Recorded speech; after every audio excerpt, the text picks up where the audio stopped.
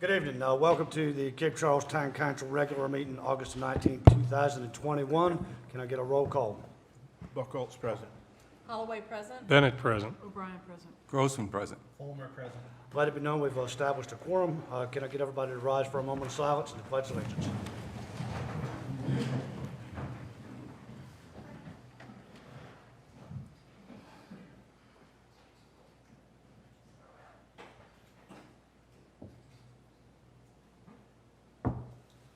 Pledge allegiance to the flag of the United States of America and to the republic for which it stands, one nation, under God, indivisible, with liberty and justice for all.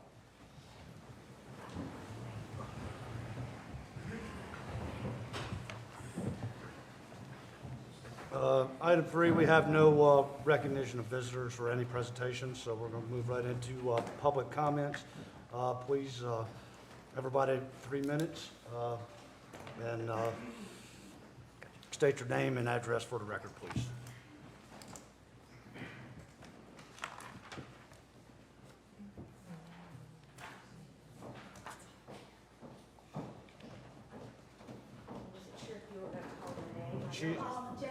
We haven't called you yet.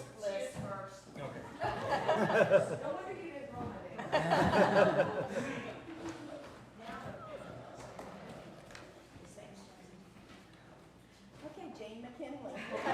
You do that all over again. You just wanted to do your runway walk twice. I did. I wore skirt. You just did. for the There you go. occasions. Good evening. My name is Jane McKinley, and I'm a full-time permanent resident of Cape Charles. I live at 526 Tazewell Avenue. Can you hear me? Okay. I would like, thank you for allowing me the opportunity to speak to you one last time in regard to the application for zoning map amendment and zoning ordinance text amendment on tonight's agenda. I would like to begin by briefly stating that in concept, I am not opposed to changes which promise to bring more employment and revenue into the county and possibly the town. And I acknowledge that the harbor area in question may currently be envisioned for industrial use by some town decision makers. I would like, however, to join my neighbors in voicing their concerns for how this may play out.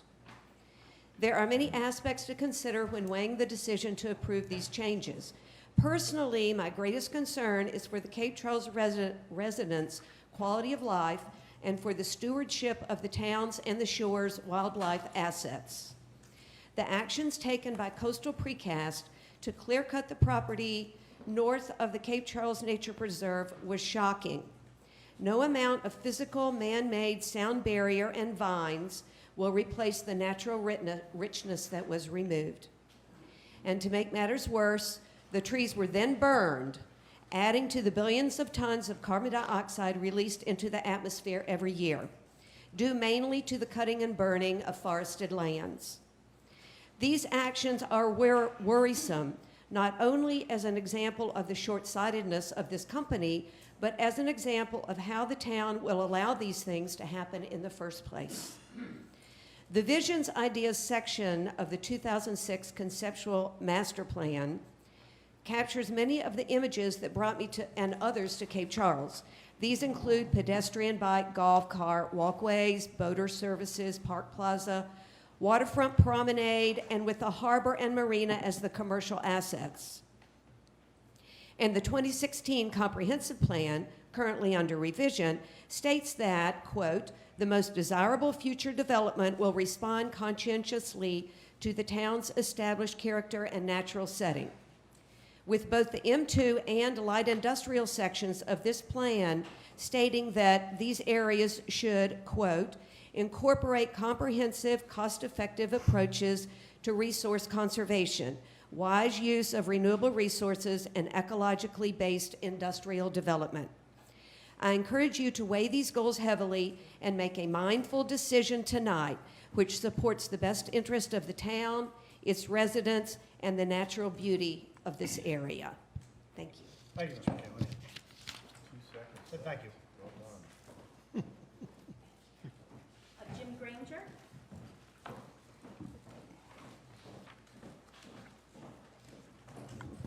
Jim Granger of 524 Jefferson. Mayor Dyes, members of Town Council, Mr. Hosey. I am writing this in regards to the proposed amendments to the Cape Charles zoning ordinance and the application for zoning map amendment, the rezoning from the Harbor District to the light industrial. Thank you for taking additional time with these important matters to allow for an additional investigation by the town staff and input from the citizens. I was also happy to read in the 13 August 2021 weekly report that the town is investigating a complaint / possible violation at 1134 Bayshore Lane, coastal precast systems, cutting of trees without permit, expansion of business without approved amended site plan. After attending the various meetings, the town hall meeting, and becoming much more educated about the process, I find myself conflicted. I agree with the principle that industry needs to be one of the primary economic contributors to the town. However, it appears that CPS doesn't contribute as much to the town financially as we thought, and has created more environmental impact than was first assumed. Unfortunately, I think that the complaint and possible violations at CPS might only be the tip of the iceberg. I hope that I am wrong, and I hope that with greater oversight and vigilance of CPS, they might become a better neighbor to the town.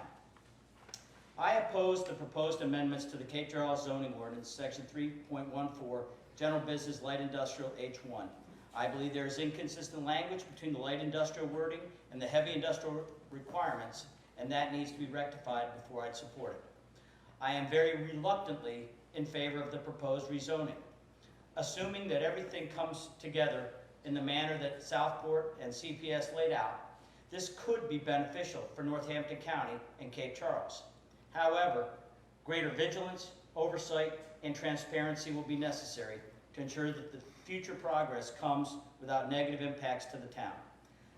Thank you for listening to the townspeople and for your diligence in this matter. Thank you, Mr. Granger. Bill Ballard. Good evening. I'm Bill Ballard. I live at 115 Mason Avenue. This town has a history of bad deals, but this may be the worst deal ever. It should be rejected. Otherwise, we'll just go down with another bad deal for Cape Charles.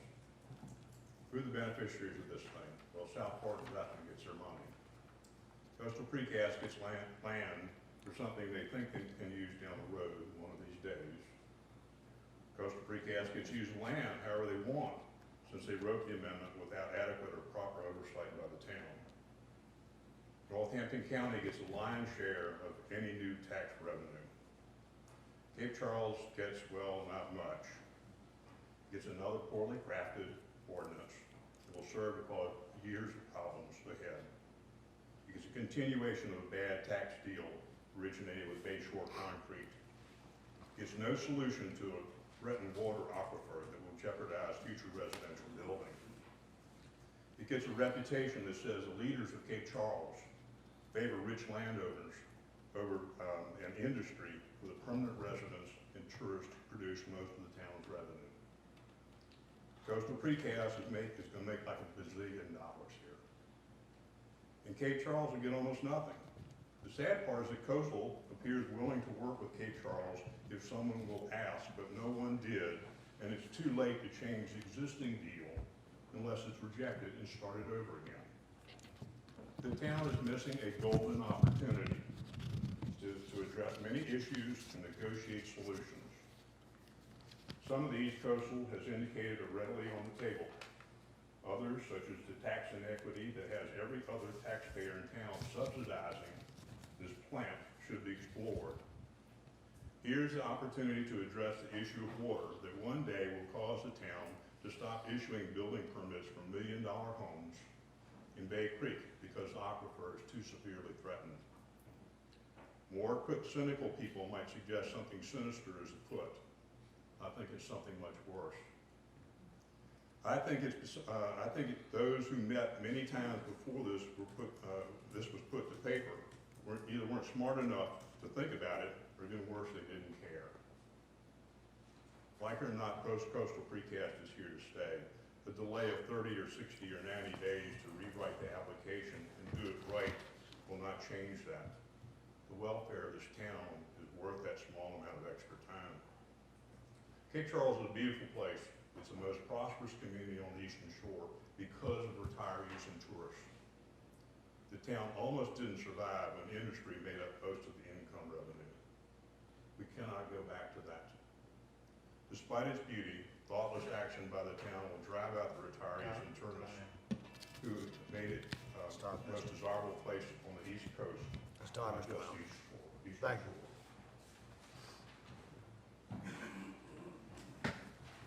Diane D'Amico.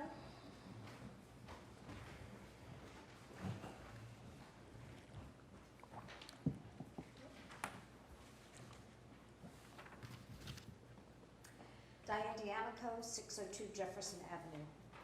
We are here tonight to request denial of two actions. The requested rezoning of parcel 90-8-1A1 and the text changes that will also affect parcel 90-A-1A and 1B.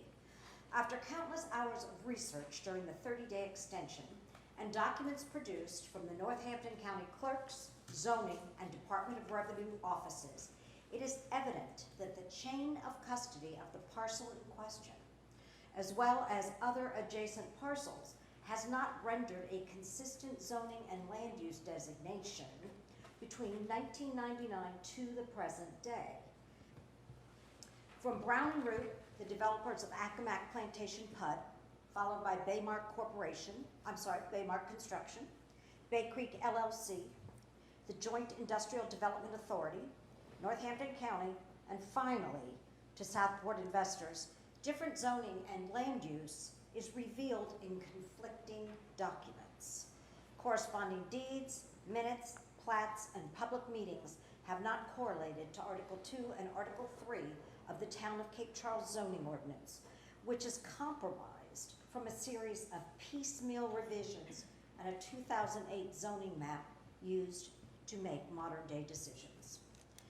The parcels 90-8-1A1 and 90-A-1A and 1B also have a series of subdivisions, easements, covenants, restrictions, and conservation designations, as well as public telecommunications, public electrical, and public water pipes. For these reasons, it is clear that these parcels cannot be rezoned nor the zoning text changed at this time. The application before you needs to be denied in its entirety. Furthermore, please remand to the Planning Commission a request to update the zoning ordinance with the professional assistance of an independent zoning and land use consultant. Thank you, Ms. D'Amico. Shannon Alexander.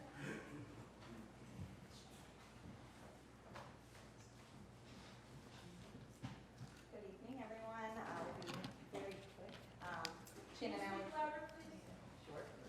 Shannon Alexander. Need the microphone. That would help. Thank you.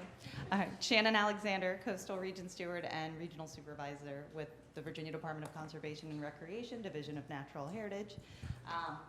I have a simple statement because there were questions posed that I believe hadn't been officially answered to the town council and the town planning commissioners.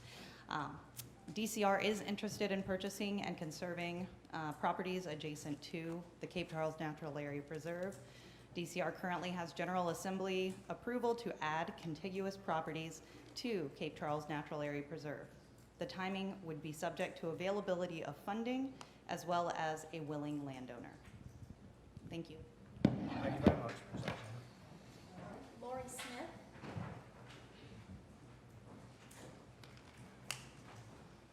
I'm Lori Smith with 526 Strawberry Street. How's this? Good evening. The comprehensive plan for the town of Cape Charles, like all comprehensive plans, sets forth a vision of who we are and who we want to be.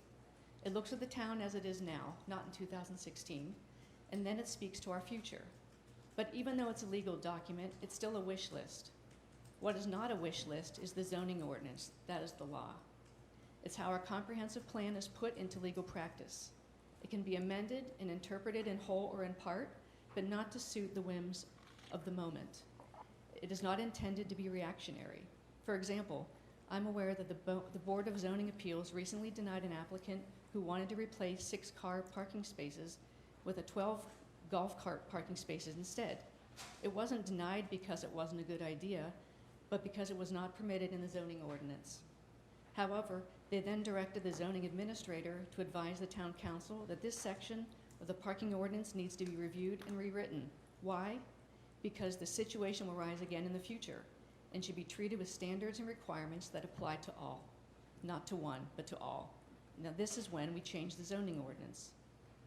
In this case, the applicant, Coastal Precast Systems, wants to expand its operation through the purchase of a lot zoned harbor. They're asking for rezoning to GBIH1 and have even rewritten portions of our zoning ordinance to suit their needs. Our town manager stated at the town hall meeting that an individual application may not appear desirable, but when taken in a larger context, you can understand why it might be useful. So what is the larger context presented to the town council, who must make this decision, and to the citizens who must live with it? The lure of jobs and tax money keeps coming up as a reason to approve these changes. Yet, we have not been given any information from our town government or from the applicant that actually can be substantiated. How many jobs? What kind of jobs? What will the salary range be? What skill set is required? Can that be found on the Eastern Shore? How much tax money can we expect to collect? How much tax money does Northampton County collect? Another reason given to approve this application is diversity. We don't want all our eggs in the basket of tourism, but if we approve this, are we putting all of our light and heavy industrial eggs in the basket of precast concrete products? Is it wrong for us to question if this is the right fit for our town? Is it wrong for us to ask that this be given back to the Planning Commission to review, since they are currently in the process of reviewing and rewriting the comprehensive plan? Is it wrong for us to look across the harbor and not want to see the view of the current plant spread further down the harbor? Perhaps we need to look at our harbor area conceptual master plan and try to develop something close to that. What is in this for us? So far, there's nothing that Thank you, Ms. convinces Smith. me there's anything. Thank you very much. Laura Wygant?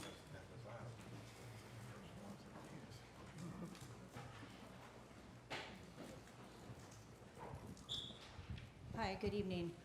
My name's Laura Wygant. I'm a full-time resident, 632 Madison Avenue. I don't have anything prepared to speak, but I would like to urge you to vote no and remand it back to the Planning Commission on the zoning and the text amendment for the property in question. I think there needs to be a little more transparency. Too much emphasis is being put, I believe, being put on the hope that there'll be some jobs in the future. But I just want to speak on what I know. And what I know is government contracting. I was a government contractor for many years, selling goods to Department of Corrections all across the United States, including the Department of Corrections in Virginia. And I know for a fact that there are no sales tax being paid on those contracts. And I also know for a fact that if they do win and that's if they win the bid, and jobs can come in, you have to also realize that that is only as long as the contract lasts. I was a contractee on my last job, and I was contracted under the Los Angeles County Department of Health, and my contract expired June 30th. So this will not be a permanent fix for jobs. I mean, it may offer some diversity, yes, if they're hired from this area, but I don't think we can put all our eggs in that basket. I don't believe it's the appropriate fit right now when our town is going the direction that they're going with the tourism and being known as one of the best little towns in the South to live in. I feel like it's a lot of ifs that haven't been answered. So I urge you to vote no or remand it back to the Planning Commission to further rezone. So thank you very much. Thank you, Ms. Wetton. Phil Getkin?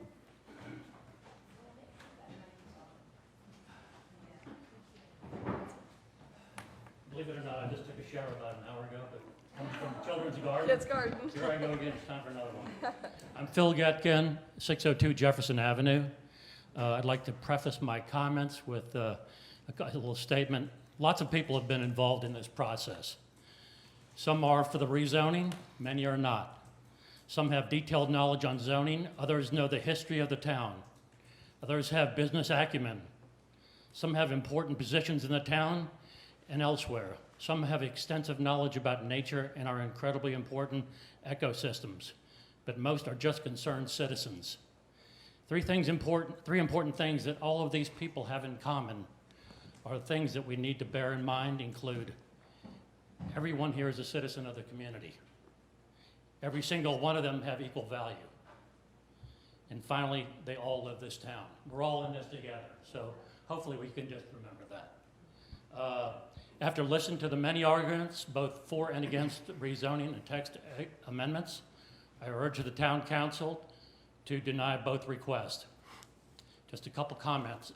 Some have said that our comprehensive plan adopted on December 15, 2016 fully supports the approval of these land changes. In my opinion, the comprehensive plan also provides an equally strong case to deny these changes. Just a couple of statements that are directly from the comprehensive plan. The natural environment must be protected from degradation. Land use policies must take into account the importance of local environment and to protect these resources for present and future generations. The most desirable future development will respond conscientiously to the town's established character and natural setting. Future land use framework includes environmentally restricted layer, referring to areas that should be protected and not developed. The town needs to strengthen, and again, this is all from the comprehensive plan. The town needs to strengthen and enhance its green infrastructure.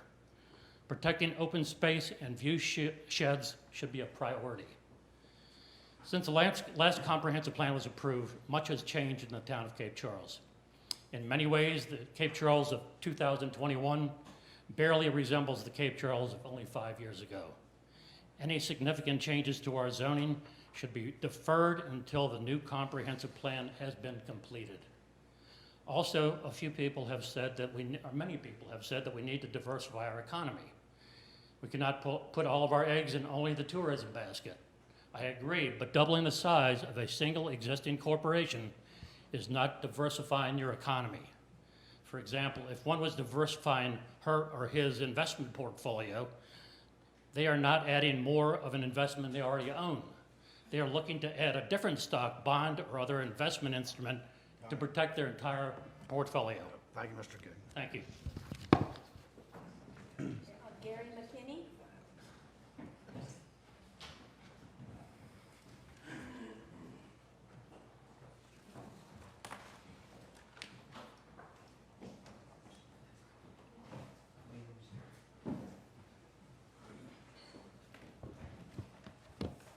Does this stand work? No, you have to hold the mic. Okay. I'll try to multitask here. Good evening. My name's Gary McKinney. I live at 14 Bay Avenue with my wife, Sheila. We moved here approximately a year ago, July of last year. We also own a vacation rental property on Madison. We obviously love Cape Charles. We were Virginia Beach residents for 30 plus years, in Richmond just for a few years, and just couldn't wait to get back to Cape Charles after we retired.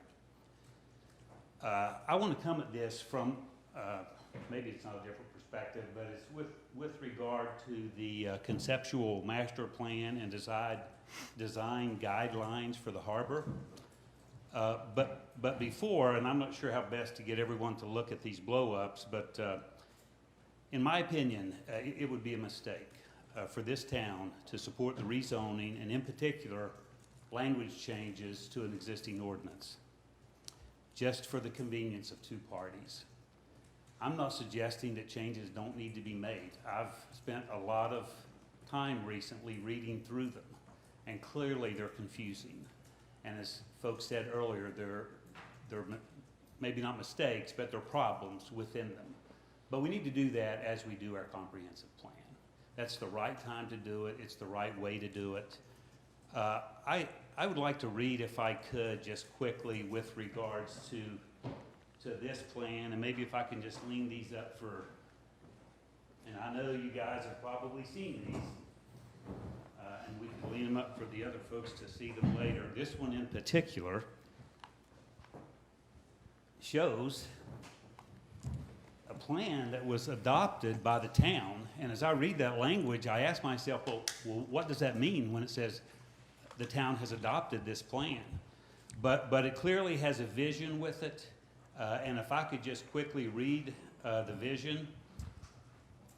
I can make this large enough for old eyes to see it. The vision of Cape Charles Harbor area is to provide a vibrant working waterfront that is both a strong economic benefit to the town, and I just ask you to consider these words, a strong economic benefit to the town, with compatible new industry and employment uses, and a strong public and recreational value with public gathering places, access to the water, a place where people can conduct business and to live, meet, relax, encounter nature, and learn of Cape Charles's working, maritime, and rail heritage and its strong historic traditions. This even suggested that we should be moving the historic district across the harbor, the first 3 streets, Fig and the next 2. Oh, shoot. I had more to say. Thank you so much. Pam Green. Mr. McKinney, you can grab your signs. Mr. McKinney, you can grab your signs.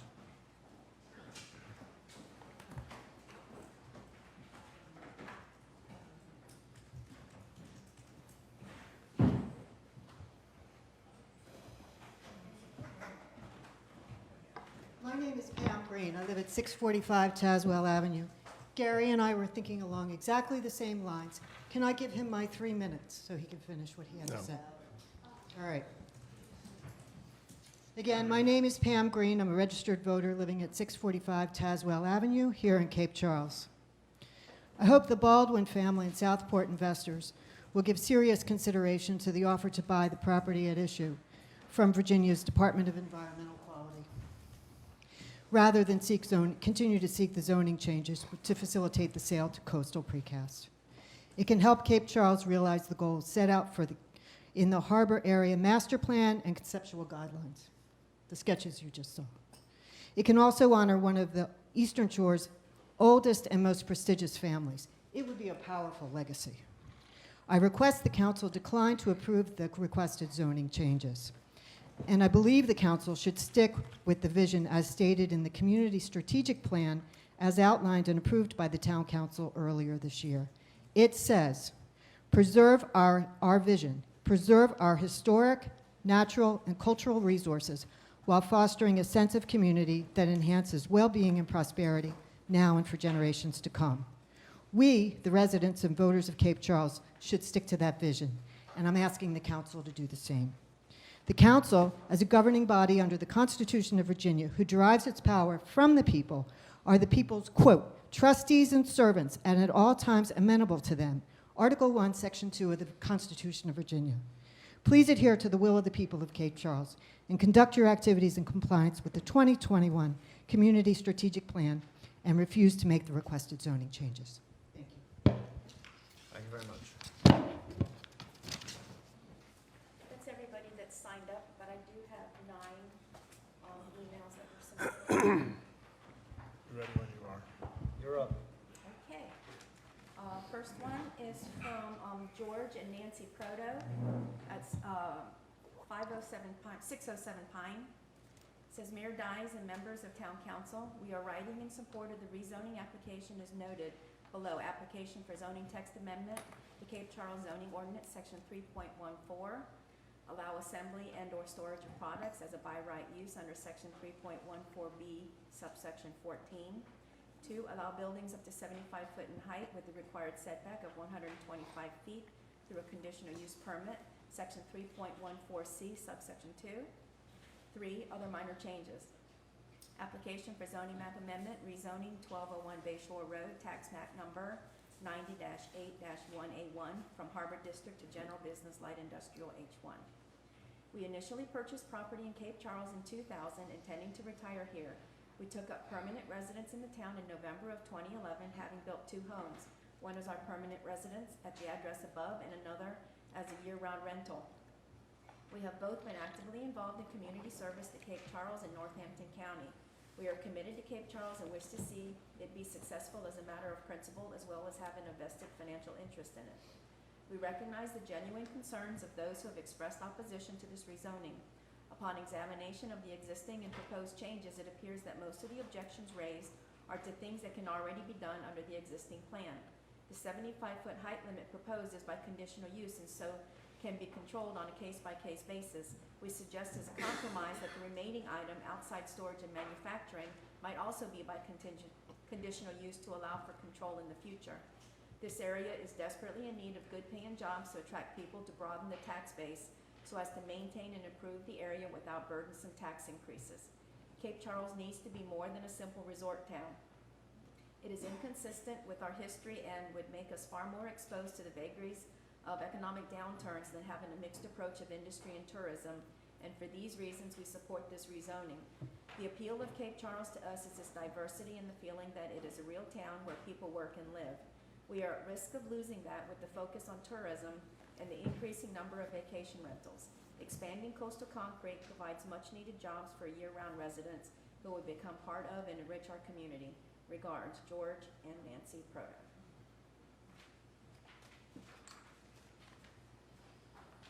This next one is from Karen Jolly Davis at 5 Randolph Avenue. I support the zoning changes that must be made in order for Coastal Precast to buy the property for expanding its operations. This land has been targeted for industrial use for more than 20 years. It is a piece of scrap land with little current value to the town, which can be turned into 100 jobs for local families. Cape Charles needs to diversify its economy and not be completely dependent on the hospitality industry. Local people need better employment opportunities than seasonal, low-wage tourism jobs.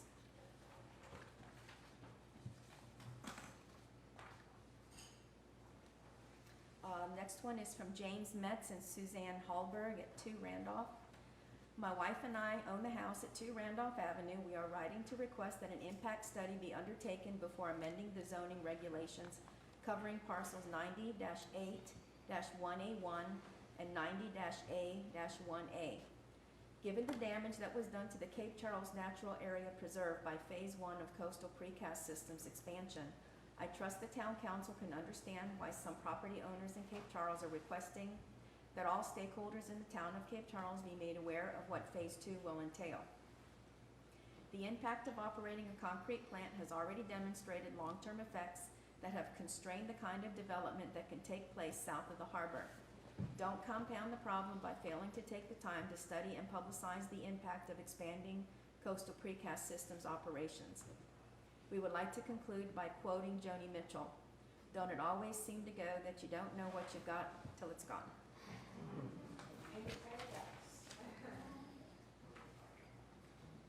Next one is from David Parham, 8 Bay Avenue.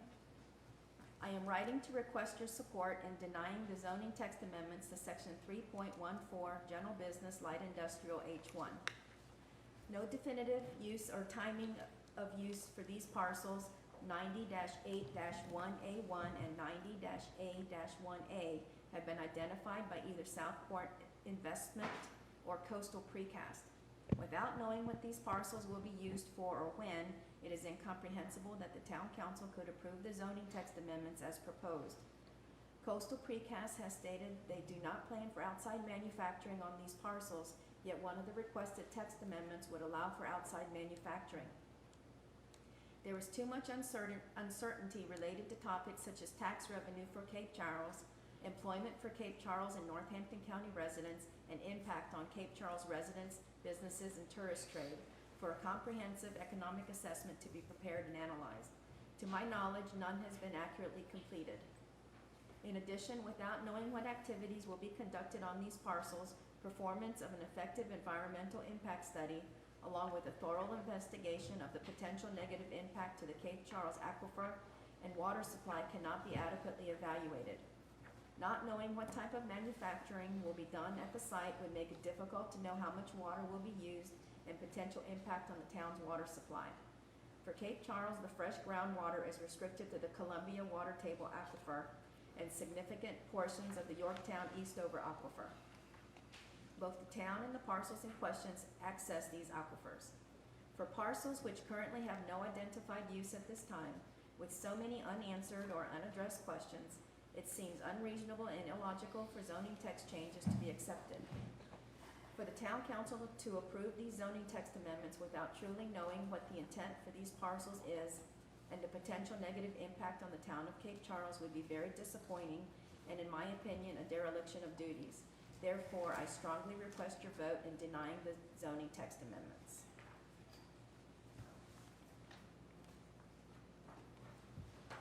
Eric Foyat from 201 Monroe Avenue.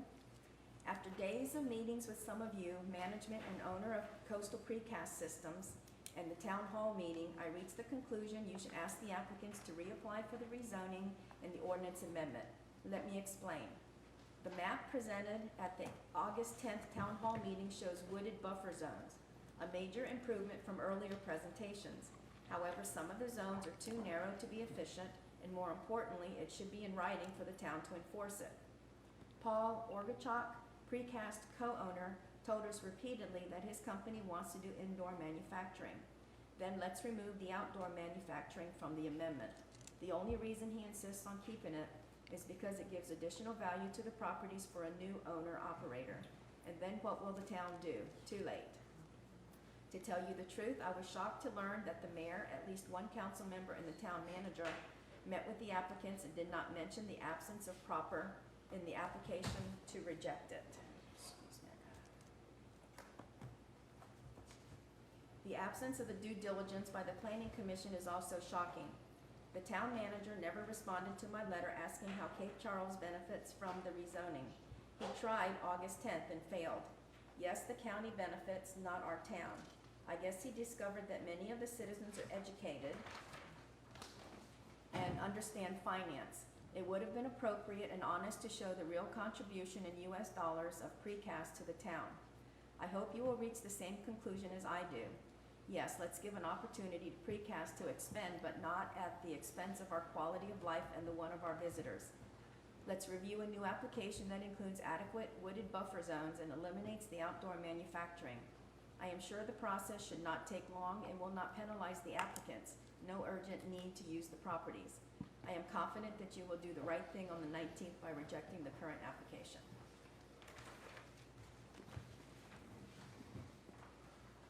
Joe Caccaro, 237 Monroe Avenue. At the August 10th Town Council meeting, I pleaded for more transparency in the governing process and for more time to explore personal and business relationships between members of the council and Mr. Air Baldwin and Coastal Precast Systems. In my presentation, I certainly did not accuse any council member or the mayor of malfeasance or corruption. If you review my comments from that evening, you will see that is the case. The litany of emails sent by Mr. Baldwin to town elected and appointed officials regarding the zoning changes and word amendments being sought suggests in my mind the potential appearance of a conflict. As I stated on the 10th, town citizens would like more time to determine if actual conflicts exist or whether they simply do not. That is part of being transparent and why I asked the council not to rush its decision. This is a pivotal matter for our town's future and it should not be made in as much daylight as possible. I trust and hope that all proper steps have been taken, and I am truly sorry that this divisive issue has vexed this wonderful town of ours. Small towns are like large families. We fight and squabble, but come together when it matters most. Thank you for your service.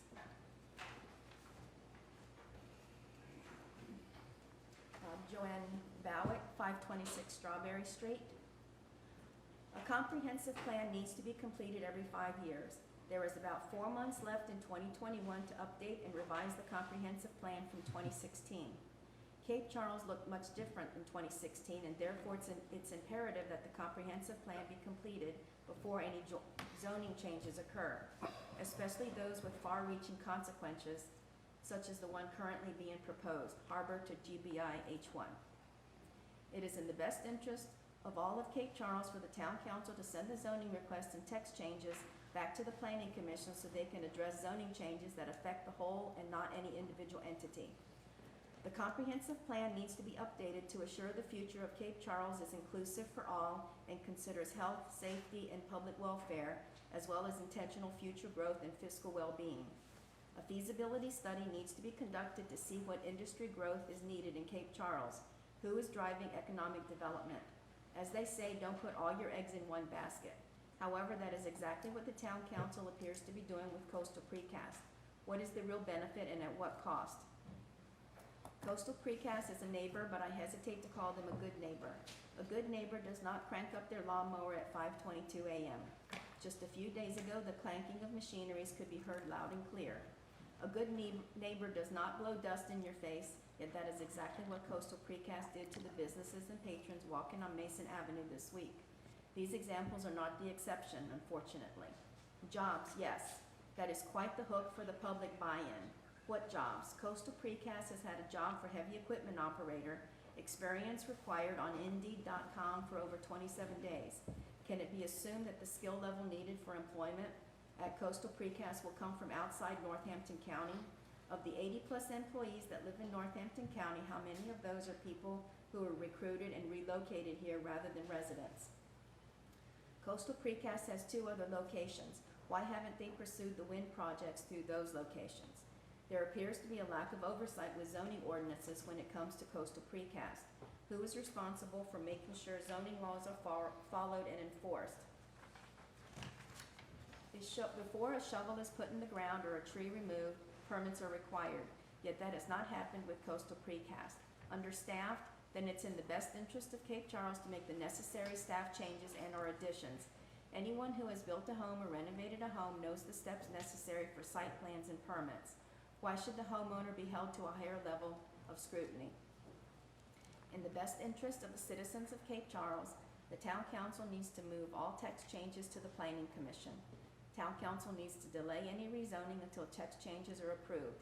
In the best interest of the town, the comprehensive plans need to be completed before any of the above occurs. All right. Okay. Mark, ready? Yeah. Margaret Ballard, 115 Mason Avenue. Says deny, deny, deny. Concerning the August 19th vote on the rezoning of parcel 90-8-1A1 and amendments to the zoning ordinance of parcel 90-A-1A, please deny and vote against these proposals. The Town of Cape Charles Council needs to force the applicant and its client, Coastal Precast Systems, to reapply and offer legally binding proffers and site plans to the town. In addition, the town needs to get its priorities straight. Finish the comprehensive plan, conduct an environmental impact study on potential plant expansion, and implement an economic impact study of the plant's expansion on the town's permanent residents and property owners and its thriving tourism industry. According to the town's 2020 budget spreadsheet, the concrete plant paid a little over 2% of the total real estate tax revenue received by the town and roughly 20% of the machinery and tools tax. Compare this revenue to the approximate $2 million received by the town from tourist tax revenue. And yet the town is now imposing a property tax increase on its permanent residents. Are property owners footing the plant's bill for the town's much-needed tax revenues? What about jobs? Do we accurately know how many people are currently employed at the plant? Where do they live? What are their annual salaries? What is the hurry? You are our elected officials. We elected you to represent the interests of all the town residents, not just a few. Many voters oppose this project, at least until the requested due diligence has been done. Please honor the wishes of the people of Cape Charles. Last one. Mary Barrow, 206 Monroe Avenue. I apologize for being unable to attend the meeting this evening. With regard to tonight's vote, I appreciate the attention you have given to the issues brought to you in the past many weeks. At this juncture, I have 2 questions and hope that they will be helpful to any last-minute doubts you may have about the changes proposed. 1, given that in a letter from John Hosey dated July 14th, 2021, it was stated that, due to severe staff shortages, we are woefully behind in our comprehensive plan update, but we hope to be picking up the pace on that again later this year. and that we also plan to solicit a third-party expert on zoning ordinances later this year to conduct an ordinance-wide review. And further that, when we get to these broader processes, that would be the appropriate time to voice your desired vision. The strategic plan, which is not as detailed as the comprehensive plan, but which informs the comp plan development, was recently completed last February. We will be updating that document again early next year. Wouldn't it make more sense to make your decisions regarding zoning in the context of these changes that will certainly be made in the near future, rather than to make decisions that would be outdated so quickly? 2, if you agree that these decisions should be made within the context of changes that are foreseen, why not wait and make your decision within the framework of these upcoming changes? Surely this would be to the benefit of the town as well as any business proposition, as there would be time for clarification of the many issues that currently create division, mistrust, and undermine goodwill. Again, I appreciate your time and thoughtfulness.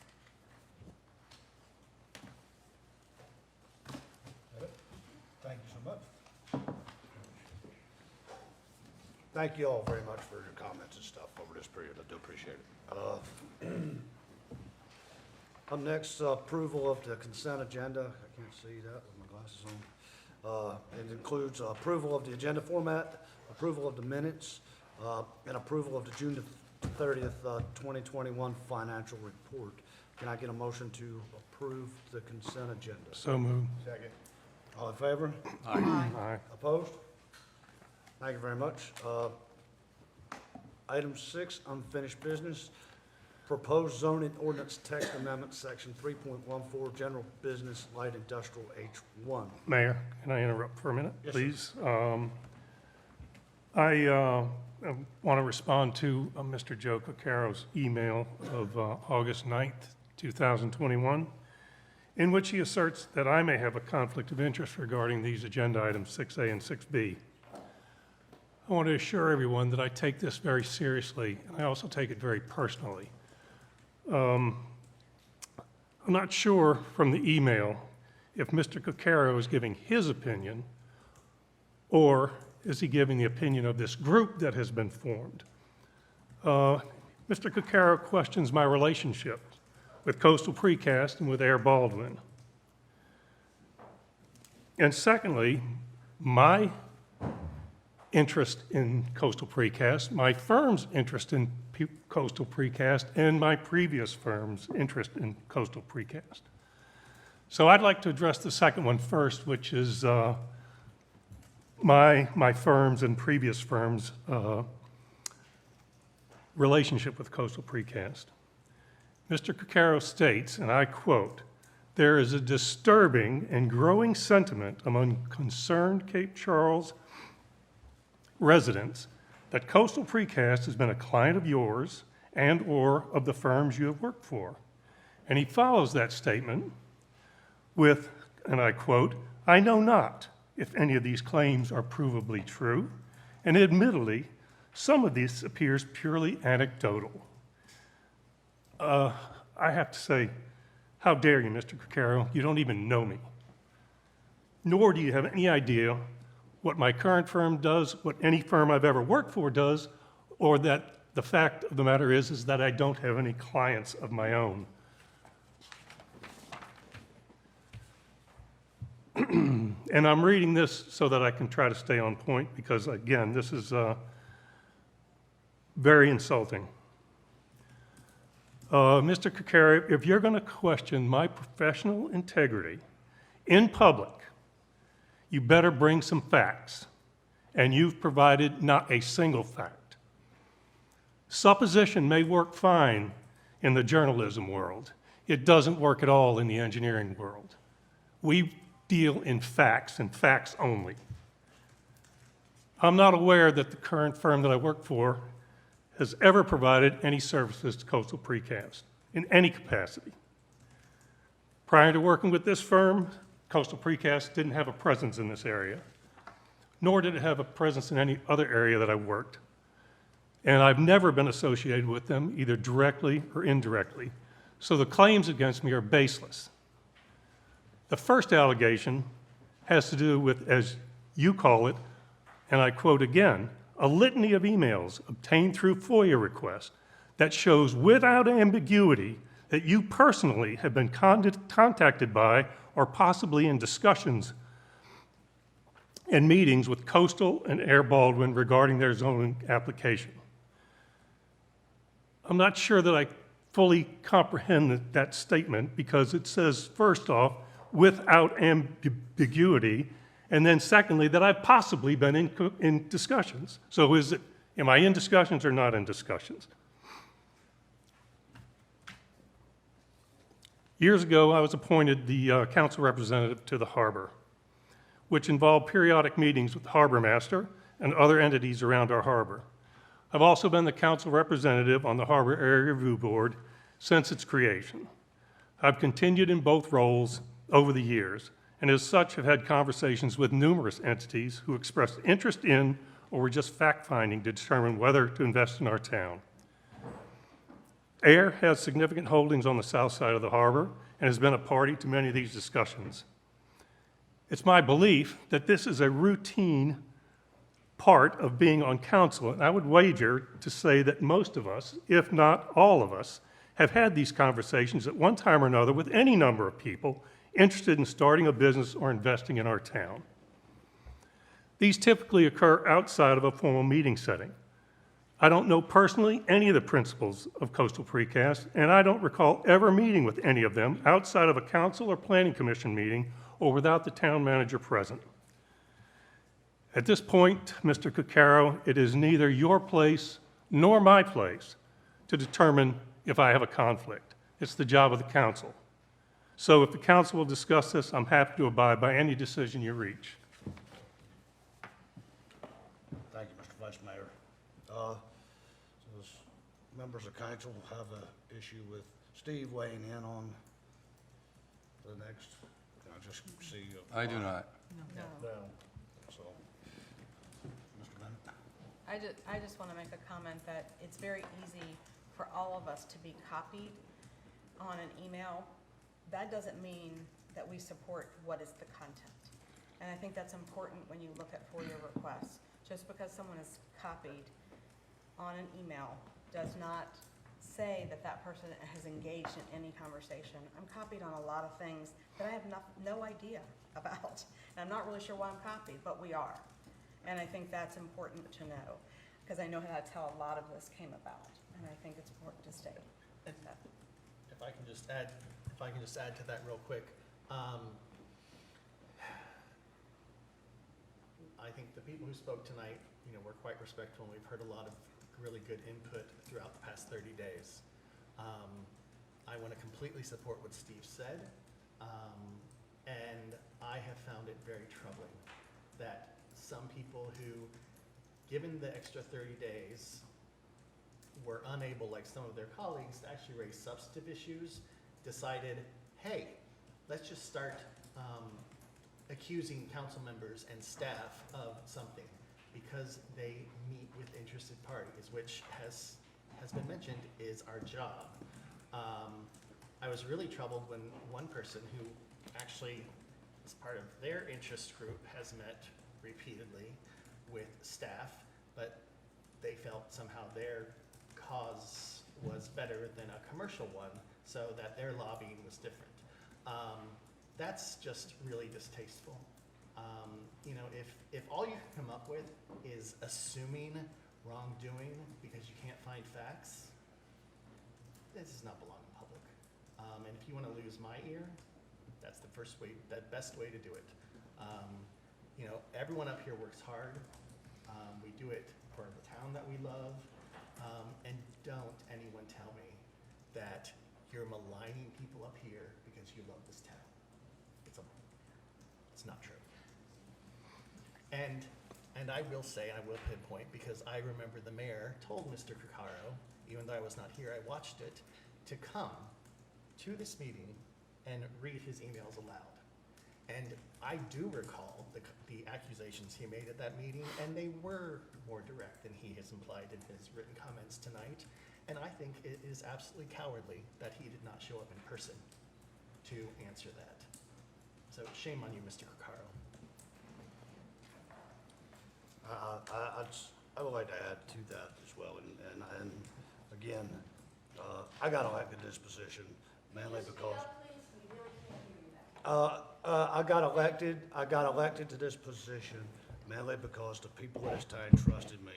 They trusted and believed in my honesty, first and foremost.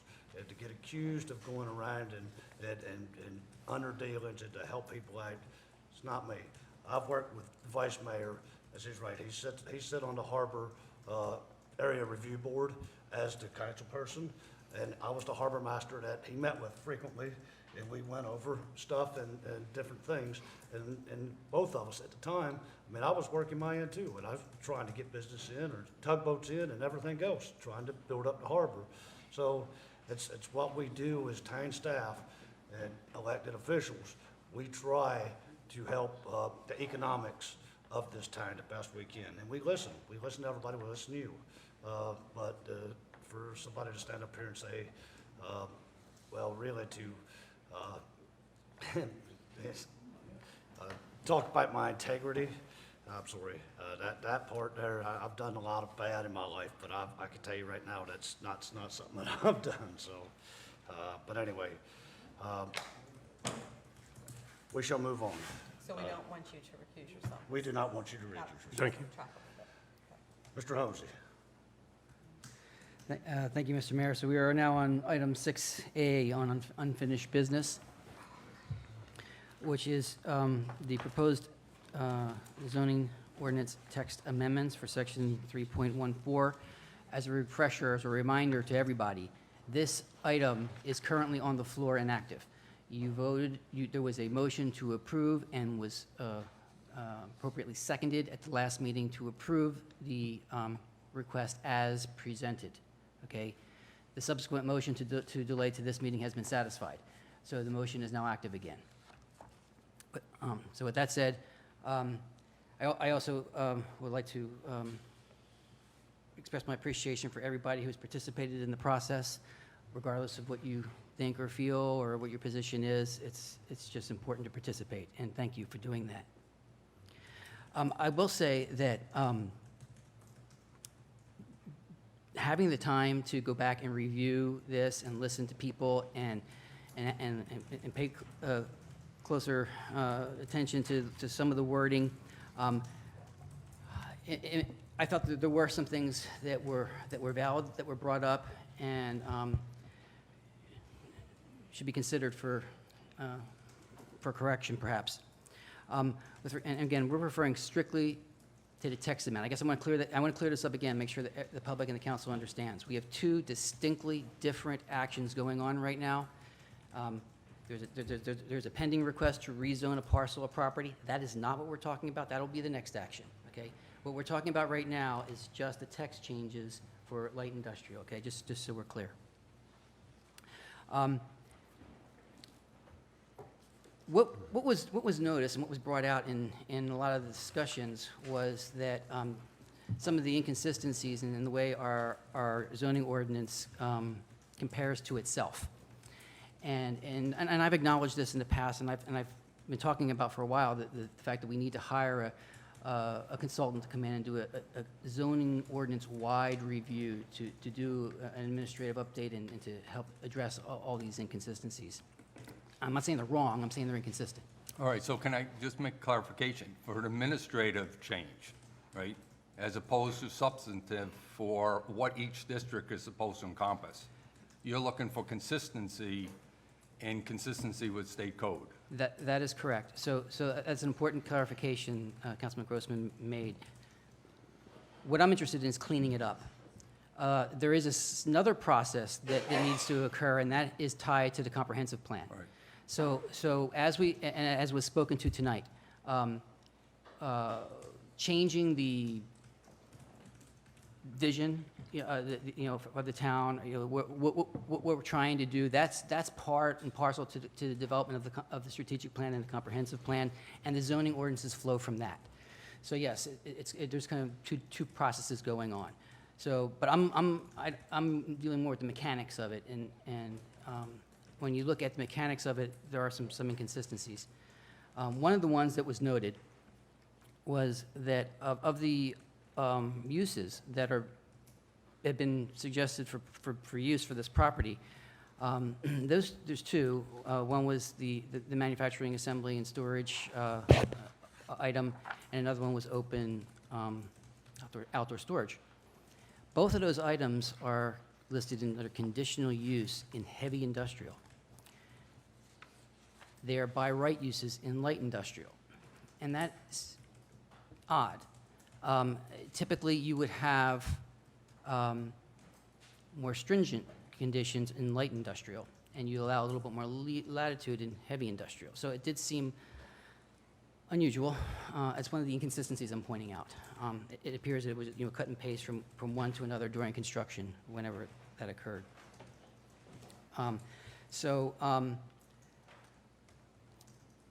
The other issue that it was difficult and it's been confusing for many was a portion of the ordinance called Additional Development Requirements, Section F, or Paragraph F. It's been asked, does that apply or doesn't it apply? And it's not a clear-cut answer because of the construction of the ordinance. There is a very strong argument that in this particular section only, that it does not apply to permitted uses. However, it doesn't say that specifically, so it does leave a little ambiguity there. So it would kind of depend on what the situation was and what a court might think if it was ever challenged. So those were those are two things that did stand out to staff as being problematic. And so we proactively proposed some additional changes that would address those concerns. And just cleaned up the ordinance in a couple of other areas that just made sense to do so. And that's presented in your packet tonight under cover of the town manager memo, which shows both the original changes that have been requested that are highlighted in red, and then the proposed additional changes that are just being floated for consideration. No one's asking you to act on those tonight. Those were ideas for how to address some of these concerns that have been raised.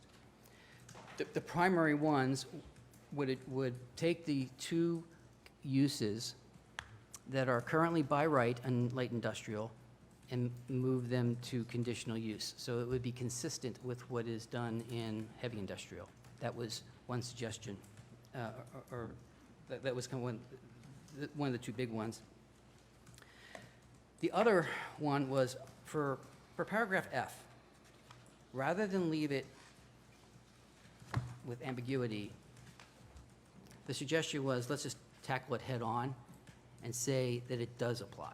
Be specific and say that it does apply. However, part of the issue with why it was a problem in the first place is because it was, in many cases, it was in direct contradiction to the customary way you would conduct uses under by right. So the way we get around this is by saying, yes, it applies, but you put in there the option for the zoning administrator to review special circumstances. If there's a problem that makes it inconsistent, then the zoning administrator would have the authority to review that on a case-by-case basis and judge it against a set of standards that are put in the ordinance. So it's not just one person's opinion. It would have to meet the standards in the ordinance in order to qualify for an exception.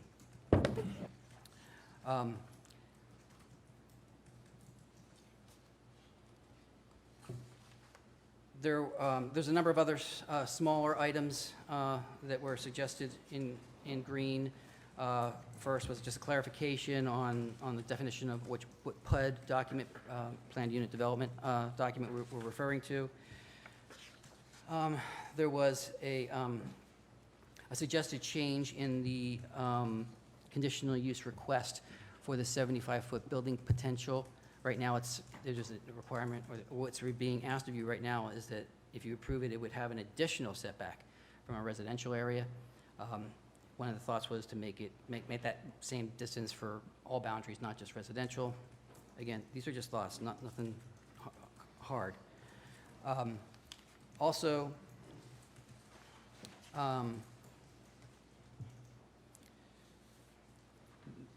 in one of the requested revisions for, in section F, where it talked about noise, it was F9. One of the things that was struck from the original request was the word sirens, and the suggestion was to put that word back in, so that sirens would be prohibited. And that a new development would trigger a sound impact study and potentially additional buffers if needed. The other thing was there was a difference, again, another inconsistency. There was a difference in hours for deliveries. The deliveries, the time for that was more stringent in heavy industrial than it was in light industrial, so the suggestion was to make them the same. So to bring light industrial to the same as heavy industrial, which is actually more restrictive. Mr. Hosey, where in the agenda packet is this? Excuse me, ma'am. Excuse me. This is not a public, this is not a town hall, this is us discussion. So please do not interrupt us. I will answer the question. If somebody wants to talk, if somebody, Into the microphone, because we can't hear them, okay. or they're mumbling. And a lot of us are getting old and can't hear. Thank you. Yes, thank you. I mean, and it is a reminder to everyone, when you sit back in your chair, you really have to get close to the mic. So just, it's a good reminder. Thank you. Yep, thank you. And although I agree, please don't shout out from the audience, but I will answer that question. In the packet that was presented, there was an additional attachment listed as town manager memo, and that's where it is. So it's the very, very end of the packet. There's 176 pages. But the very first page shows the memo as the attachment. All right. So anyway, those were just ideas, concepts that would address some of the concerns that we've heard. You cannot act on any of those green changes tonight. That's not possible. The public process won't allow it. You are only authorized tonight to vote on the items that went through proper advertising and went through public hearing and was referred from the Planning Commission. Those are the only items you are authorized to vote on tonight. Should you wish any of those green items to be considered, you would need to remand all of those comments, or whatever comments you want, back to the Planning Commission to start the process over again. Okay, so that can be a lengthy process. We looked at it, if we really scheduled it exactly right and everything was perfect, it could happen as quick as a month, but it could also, that's best case. Worst case, it could take 4 months. I mean, it really depends on the situation. So what I put in the memo was options. So options for considering this item. Option. Now again, these are two different. This same memo appears in both this item and in the next one for the rezoning,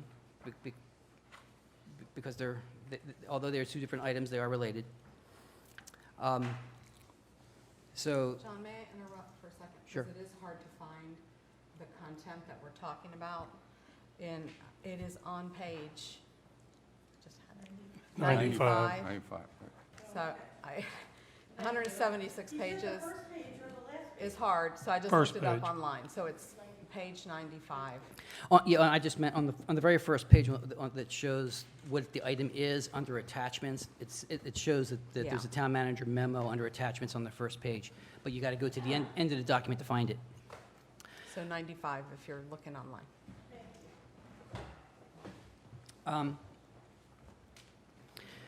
So option A would be to go ahead and approve the text changes that you can approve tonight, everything that is in red, and then defer everything that's in green to the planning commission to start over again. Action 2 would be to, and action 2 would be to approve the zoning map change. So essentially, option A would approve the request as currently presented, but with a subsequent action of additional text amendments that would address some of these additional concerns. The way that would happen is, well, actually, you wouldn't need to make it an amendment to do that. Option A is already on the floor. So to approve option A, you would just vote yes on the motion that's on the floor. Then, and when that motion is done, you would create a second motion to refer these other changes to the Planning Commission to start the process over. Option B, similar. The difference in option B would be that you would defer action on the red text changes tonight and until the time that the green action could also be done. That would delay all the text amendments to one time specific. However, in option 2, you could still approve the zoning map change. Option C would be to, action 1 remains the same. You would delay the text amendments tonight, refer the red and green back to the Planning Commission, and also delay the zoning map approval until the text amendments are done. And then option D is to just deny everything, just deny everything, both the text amendments and the map. There are obviously any number of other combinations that you could put together, but these 4 are kind of the most salient options. I'm recommending them in the order in which that was presented. So I'm recommending option A, that we go ahead and approve the request as presented, and then we would put another motion on the floor to discuss the additional items, and during that discussion, we could discuss what or all of those green items you would want to move forward. Even though, again, we have 2 separate items, this memo kind of covered how you could treat both of them. And before we move forward on this discussion, now that I've given my overview, I wanted to give the opportunity for the applicants to make comments as well. So is there, who wants to speak? For this gentleman, could I put your boards up on the seat so people can see it? Sure. This is probably a great tool to have tonight. The second thing, Mr. Mayor, thank you for bringing up Mr. Carroll's emails. I will never make an apology for my friendship with Steve Bennett. Andy, on the other hand,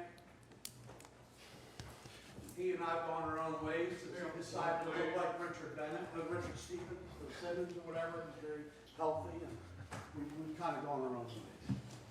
To the ladies at the DCR, we cannot sell the land to the DCR because we have a contract, a legal binding contract with the concrete plant. So we can't break it and just go sell to DCR. I'm sorry. I just can't do that, and I won't. This is probably the toughest night of my life and going to be one of the toughest nights of your lives. Would you put the map up for me, Libby, please? I gave them the 2, okay? Just click on the space bar and On February... That's not the one he wants. No, sir.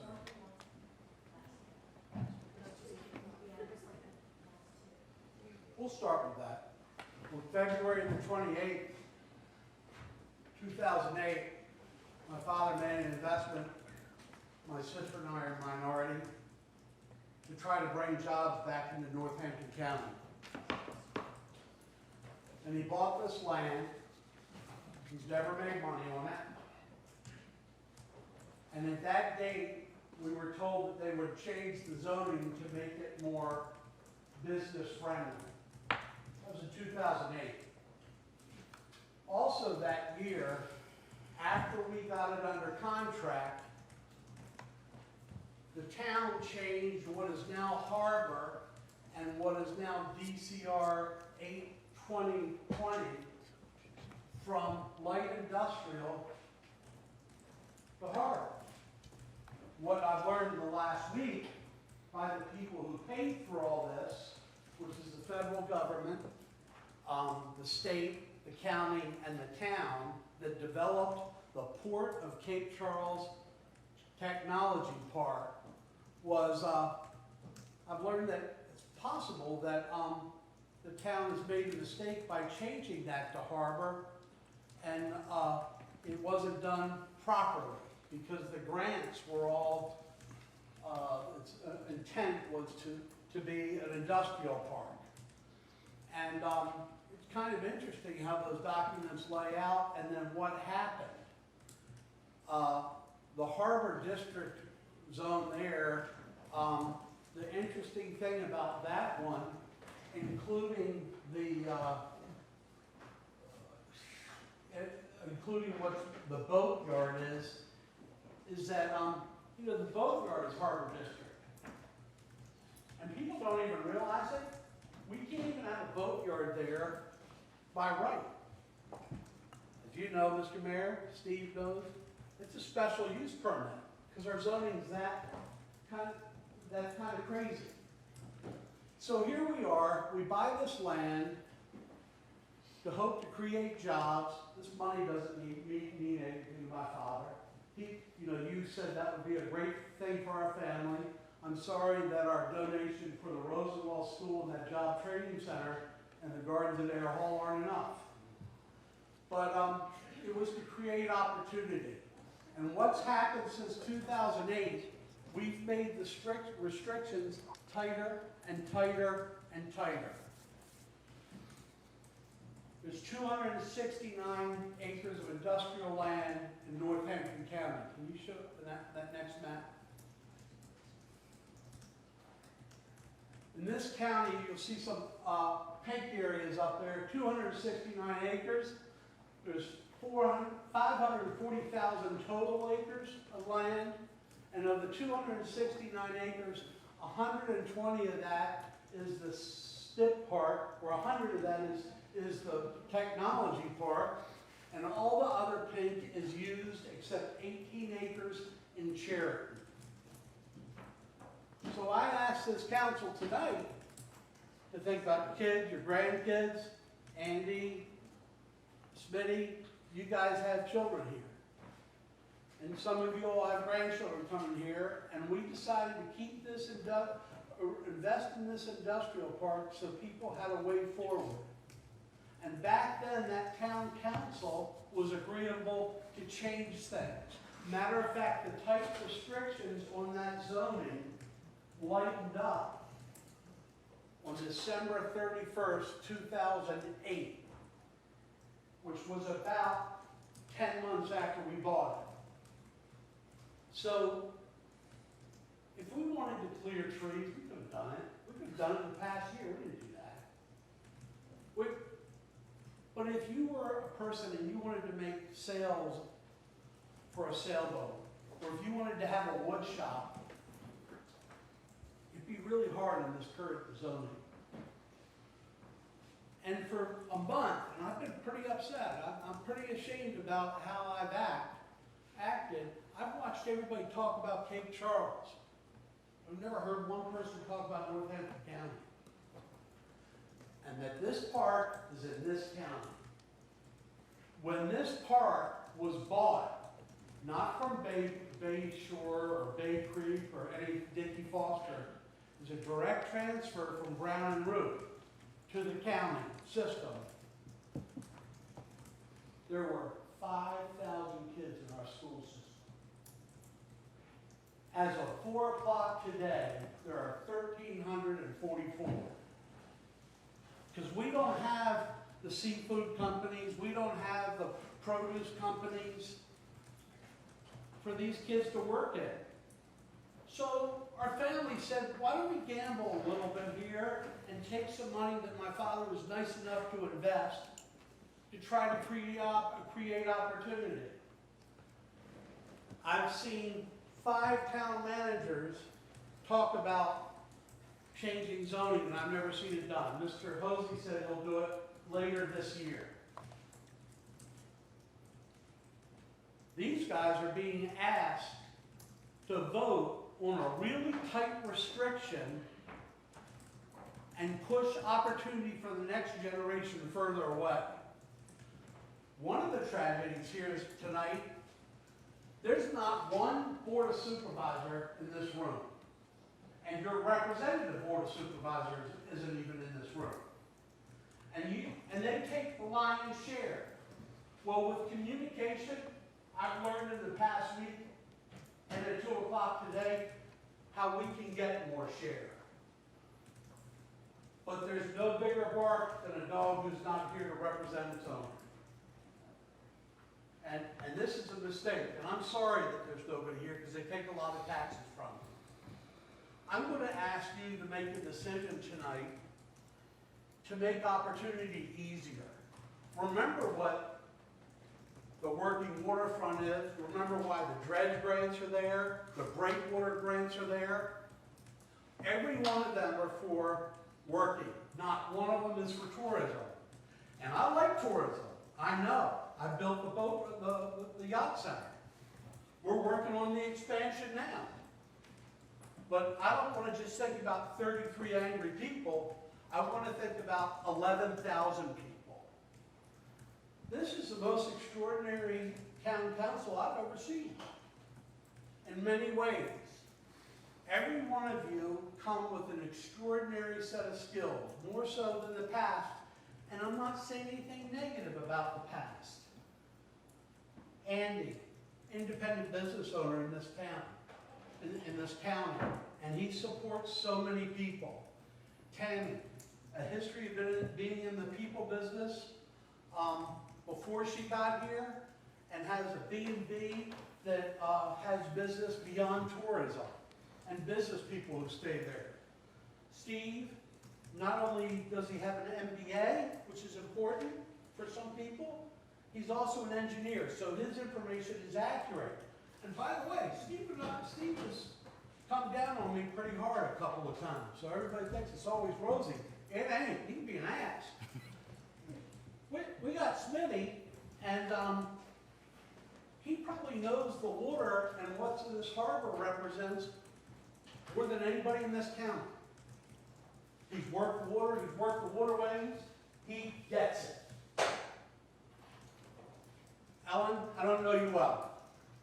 I know that you've probably taken the Hippocratic Oath of do no harm, that you're this accomplished medical professional. I know a guy you work with, a doctor you work with. I know that you have an MBA. So I hope that you understand the picture that might be a little bit bigger than town, and consider the younger people in this county and having an opportunity for them one day. Paul, another engineer. You're always accurate. I hope you don't just think about, well, this text or this text or this or this or this.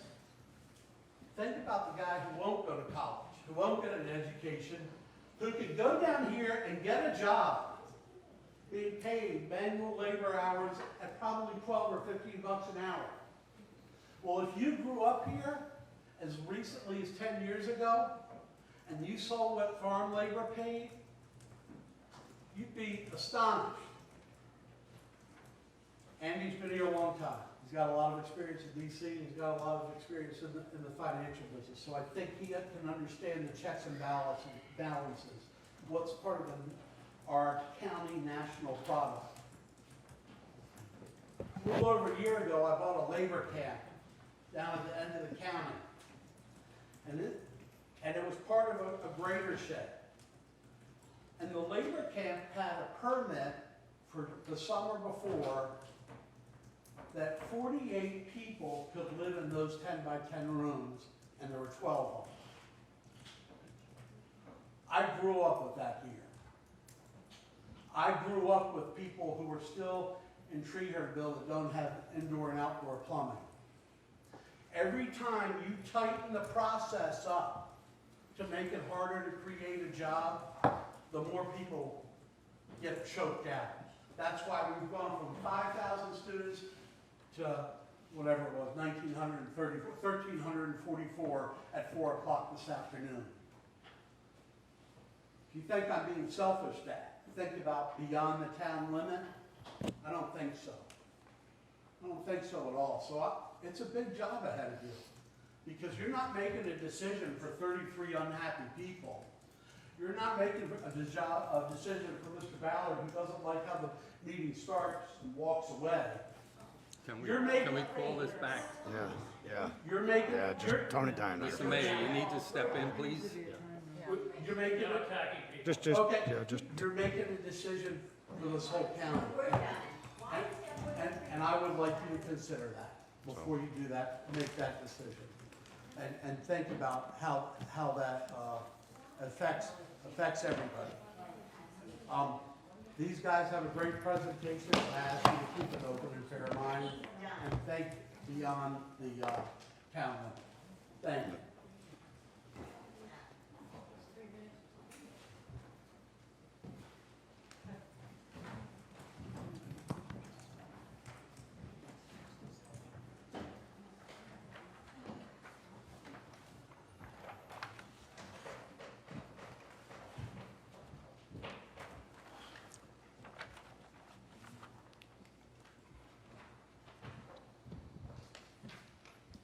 Mr. Mayor, members of the council, thank you for the time here at the podium.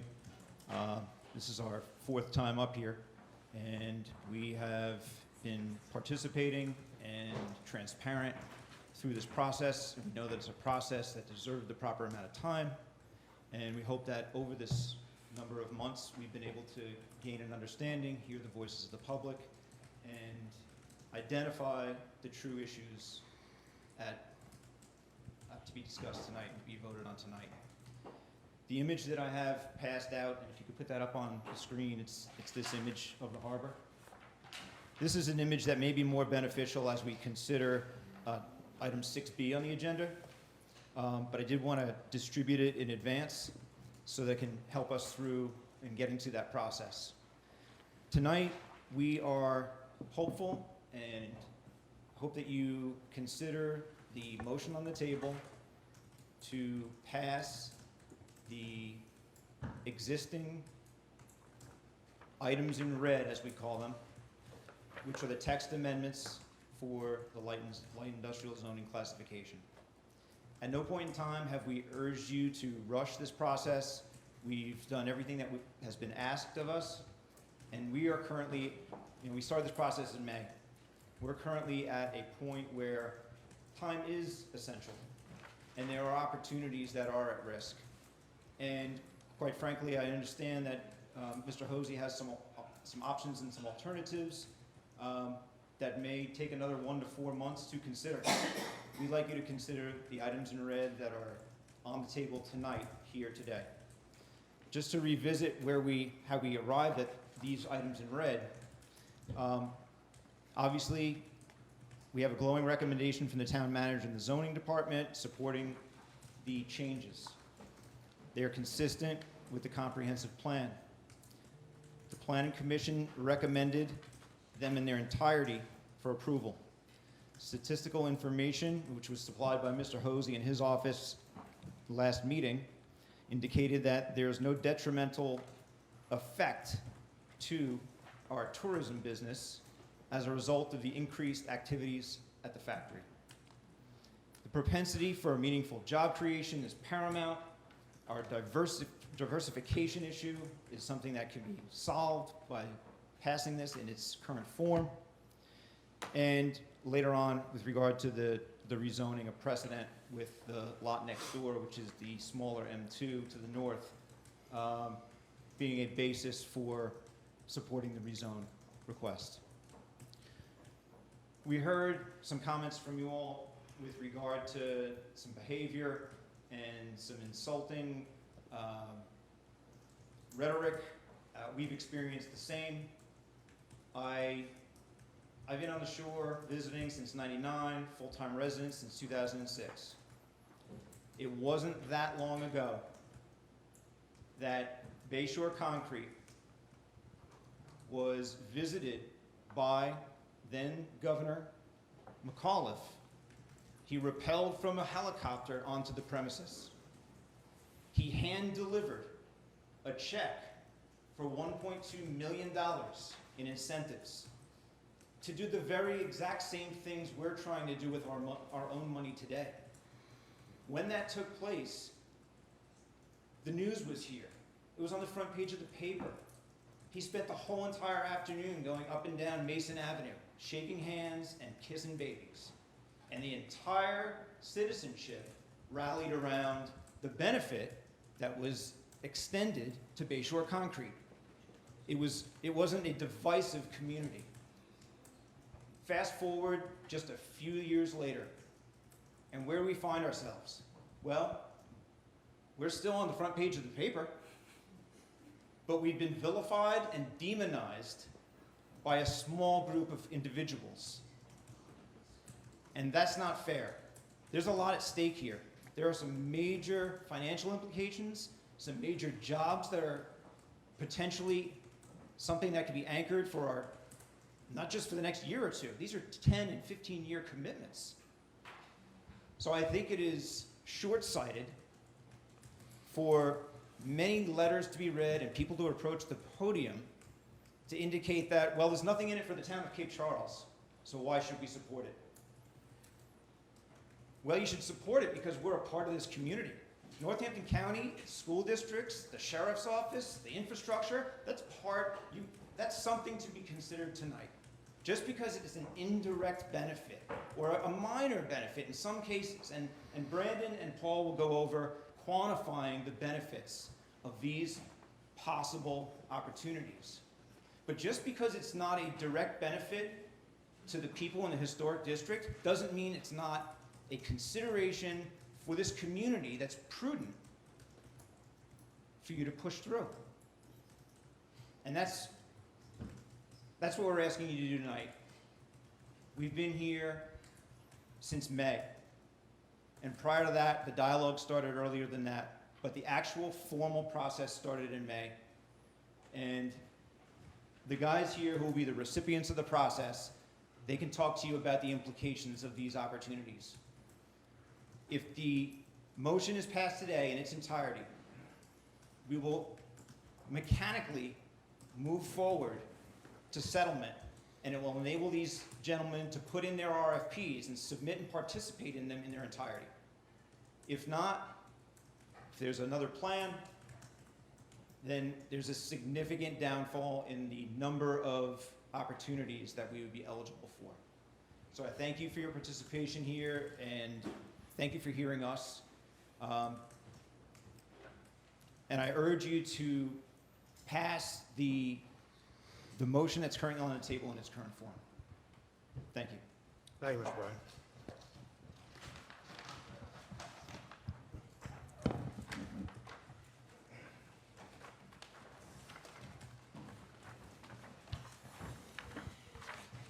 Good evening, Mr. Mayor, Town Council, Mr. Hosey. Just want to clarify a few things. Across the bay, the development that's going on right now, that's not us. That's a neighbor next to us. We have nothing to do with that property. Also, there's been a little confusion. The light industrial, the big chunk of property right there, is the one we were talking about for the building. I think some people were confused it was closer to the harbor, but it's not. It's tucked away in the trees there. It's really hard to see from downtown. I also want to mention, a couple people said we're not good neighbors. Mr. Ballard can attest. He's met with us multiple times. We've toned our sirens down. Again, we have to have the sirens for OSHA. We've sponsored various town events, charities. As everybody knows, we're the site for the fireworks every 4th of July. And not to mention jobs. Let me go to that. Jobs, I mentioned last time, we provide roughly 169, I think we're up to maybe even 180 this week. 85% of that Northampton County. That's anything from skilled laborers, welders, carpenters, project managers, admin, executive level. I mean, it's the gamut of jobs to offer. Gary spoke last time, Gary Shreves, who works with us. He kind of worked his way up, and now he's at the executive level with us and does great work. Regarding the wind farms, there are 22 on the East Coast I mentioned before. I just looked this fact up. Dominion, for instance, they have 180 that are going out in, I think, 3 years, 2-3 years. They estimated one of their windmills would be $300 million. Their whole project is $7.8 billion. And as some people have said tonight, that is all taxable. Sales tax of Virginia. That's a big piece of pie right there. I'm sorry you guys don't get a big chunk of that pie, but that's what you have to work on. We can only provide.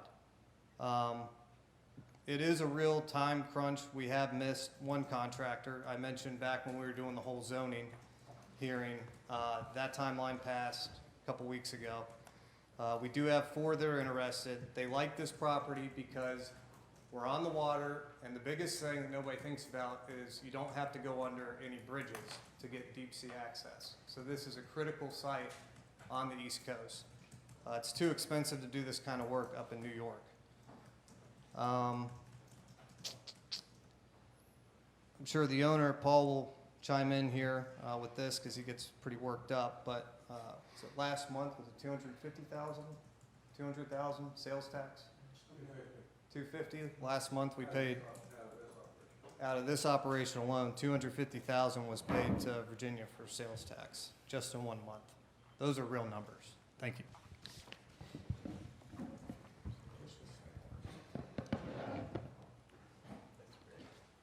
Thank you.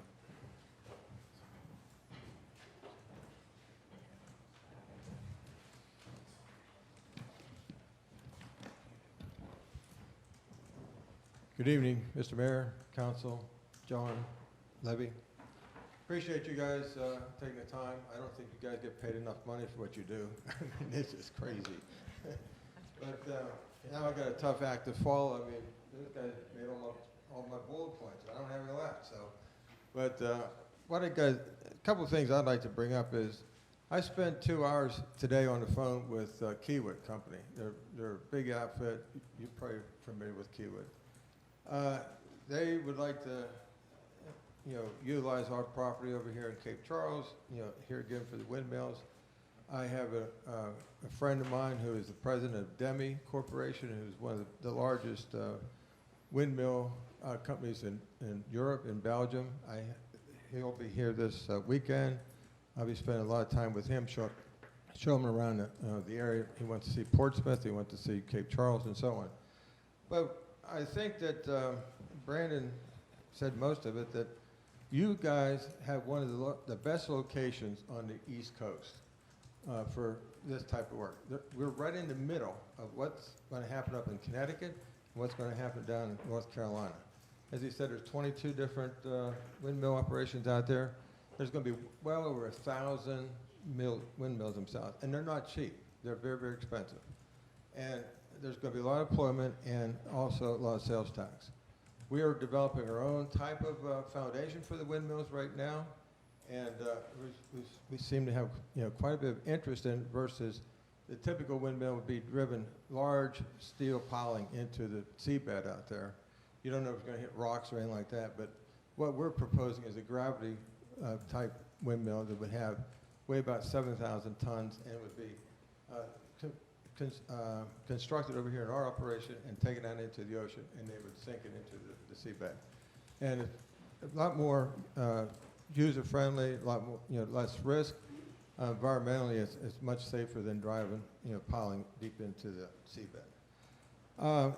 That would create a lot of money for sales tax. The sales for this thing could be tremendous. The amount of people that would be employed would be tremendous. Now, we talked about before this light industrial building up here, light industrial land, the bigger property. We've had some people talk about a place to build the blades themselves. The blades are going to be 300 feet long, about 20 foot wide, and they're going to not be very heavy, but it's a very big part to be able to ship from Europe over here. And you're talking about 3,000 or 4,000 blades that would have to be built. And they're all built out of carbon fiber these days. So if you do something like, if they ever do this, and we're not saying that's going to happen. We're speculating just like everybody else is. It would, wherever it says industrial, light industrial, where the IND is, that's about where that building would go if it did happen. And you can't go and build large blades like that inside the building and keep them inside the building until you're ready to ship them. That's the problem with the zoning here. It says you cannot store or assemble anything outside. That's the issue. And we can't take that chance that we get somebody like this interested in the property, and then we say, oh, by the way, you can build your things over here, all your windmills, your blades, but you can't store them outside. And I don't know what they're going to do with it. They can't do it. And I don't think we can take the risk of purchasing the property and then hoping like heck that down the road that we would be allowed to do that under special exception. That's our risk. And we're not trying to, strong arm you or anything like that, but we're just telling you what we're thinking right now. A couple of things I'd like to hit on just a little bit. Brandon mentioned it a little bit ago, but the sales tax dollar is huge, and if we rent this thing up to a couple $100 million a year, maybe more than that, the sales tax dollars is really tremendous. And it can even go higher than that depending on the prices of these mills. What did you say it was, the dimensions? 350 million for each windmill. Each blade or not each blade, but each, and that's times 180 of them in the first round. And there's over 1,000 of them going to be built. So you guys have the best operation, the best spot on the East Coast. One of the Keywood today said the Mayor Como, or not Mayor Como, the Governor Como in Newark, New York's having his issue, but he's not there anymore, but he's the guy who was pushing to have these the Empire windmills built in New York City. Can you imagine building something like this in New York City? And that's what Keywood told us today. We can't do this up in New York. We've got to do it. The best place we can look at on the East Coast is Virginia. Best place we can look at is at Cape Charles. And downtown, even going down into Norfolk down there, you've got the bridges down there, you've got the Gilmerts and stuff like that. And it's just, no real land down there other than one of the old container facilities. So that's what we're up against, guys. And we're not trying to snowball you or anything like that. We're just trying to give you we can't even tell you they're facts. They're just what we're looking at, and we hope it's, everything's going to turn out, that, the windmills will be built. One of the things that I want to make a brief conversation about is we try to work with the rules. We try to do everything right. We just built a large building over on site. We had the proper permitting for that. We had all the proper inspections of it. When we wanted to, this clearing of the land seemed to be a big deal. During COVID, you'll know that you guys were all around over there at the building over there, and we had talked to a couple of the city officials, including the city engineer and so on, about what we want to do on the property, and we got the blessing from him that, hey, you guys have been around here for 65 years. If you need to cut some trees down, it's okay with us. Just do it in small quantities, and we take care of that. Excuse me, Paul. Yes. Who is that? I don't know of who would Jeb. that be? Jeb. Oh, the zoning. No, one zoning. Well, The city engineer, Jeb, the city engineer. Right. But he was the only guy that's available at the time. Nobody else was, around. Can we hold down comments? And he was our point. Can we hold down comments in the audience? Pardon me? We got audience comments. Could you please, thank you. But we cleared, a couple of 3 acres in a different part of the property because storage is very important to us because these beams that we make take up a lot of space. And we had to have additional storage, and he realized that, and he's had no problems with it. I'm not trying to throw Jeb under the bus or anything, but that's, nobody else was around at the time this happened early on too, you know, so I want to just, you know, there's so much misinformation going around, and here again, the sales tax, somebody said we don't, the government doesn't pay for sales tax. That is absolutely false, you know. Every job we have right now, the government pays 6.1% sales tax on from this location. I think the other thing is, I think CPS has been a good neighbor since we've been here. Mr. Hosey has been very, very helpful to us. We've had several conversations with Mr. Mayor, and they've all been fruitful on how to move forward, how to take care of, you know, the noise issues and stuff like that. And we have, you know, been able to dial down the noise. We've dialed down the amount of dust that's created over there, and so on. But we just spent $60,000 this past month on new dust collectors for our silos, and they're working very well now. But we're doing everything we possibly can. And as far as permits go, DEQ is, you know, somebody here, I think out here, keeps calling DEQ on us, telling us we're dredging in the channel, we're making, it sounds like, or smells like we've got about 100 cows next door. That's not us, you know. We have not done these different things. And, but you know, we are responding to it. We've had, you know, several surprise DEQ inspections in the last month or two. And every time they come through, you know, we monitor all our water wells. That seems to be a big deal. We have meters on every water well we have, and we have a certain amount of output we're allowed to put out of each of these wells, and we don't even come close to it.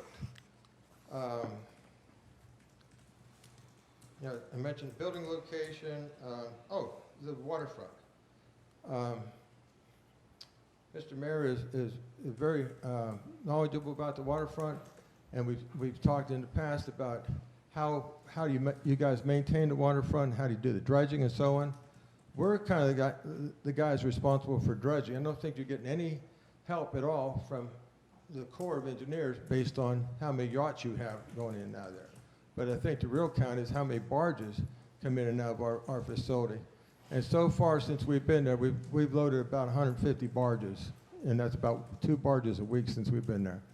And we have to report that information to you, and you guys end up reporting that information to the Corps of Engineers in order for you to get the funding, you know, to do the continual dredging of the channel.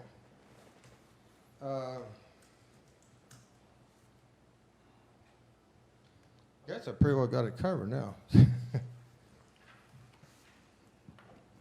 Here again, we're a responsible company, and we're going to do everything we can to abide by all your rules and regulations, but just some of the rules are just a little bit tough. And as other people have said earlier,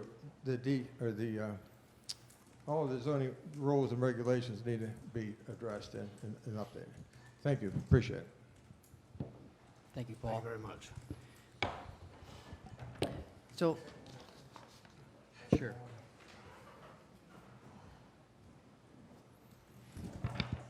I forgot to mention before, and apologies for taking up more time. As Paul mentioned, we haven't been notified by the town or anything that we did anything wrong so far with clear cutting, but I do want everybody to know the harbor, hopefully soon to be light industrial, and the property to the east, no tree will be cut down without a permit. We will abide by the strict tree ordinance, and you guys will enforce that on us, I'm sure. So I just wanted to clarify that. Thanks. Thank you, Brandon. So Mr. Mayor, I want to give them an opportunity to speak too, and I want to clarify why I'm supporting option A, and they can chime in on this too. It certainly makes more sense to wait and don't do this until all the changes are done. That makes common sense. The reason that it's a concern is that there's an opportunity cost issue here. There are some real line constraints that we have to consider as part of the overall decision. One of them is the purchase agreement that Southport has with Coastal Precast. That's only going to last, I think, shortly, right? Only another month, I think. So there's a time constraint with that. That agreement is contingent upon what has been requested being approved. And if that doesn't get approved, then the agreement's not satisfied, and the entire arrangement could be jeopardized. Also, as was alluded to, was that this is a very lucrative and very competitive process for competing for this type of light industrial activity. And when I've heard comments say, well, we're putting all the eggs in one basket for industrial, that's not true. Just because it's the same owner doesn't mean it's the same activity. It's an entirely different activity. It's the type of diversification, if we were going to do industrial activity there, as the current comp plan calls for, this is an ideal opportunity for that. It's different than concrete work. It's more high-tech, renewable energy supported, largely done indoors, shielded by trees, tucked into an area that was always designated to be this type of activity. So, yes, we don't get as much of the direct sales tax, but I'm working on it. I've been meeting with the county administrator. Talks are progressing satisfactorily. I'm not going to promise anything, but I can't imagine it won't be long before we start seeing a more equitable share of sales tax directly. And we're talking about a huge amount of money here that could help Cape Charles offset property taxes. That could help take care of things when tourism revenue starts to level off, which it eventually will. So I'm concerned about the opportunity cost here, and so if we delayed, 3-4 months, will the purchase could the purchase even go through? Would the agreement would go away? Who else would beat us to the punch for these contracts? It's just an opportunity cost. It's just a very good thing that meets all of our desired goals. And so that's why I would suggest moving forward with what is currently on the table now, but not ending there, sending another round through the Planning Commission to address some of the concerns. In 1 to 4 months, we could have those in play. They would affect the properties even after the transition. So there's no grandfathering in. A zoning change affects the entire district, whoever owns it, whenever they bought it. So, as was stated, in the interim, if this were to go forward, in the interim, everything would be light industrial, like it is now, except for the harbor. The storage areas, which is their main need right now, which is an immediate need. They don't have to wait for contracts for that. That's something they have to have right now for the work they're doing.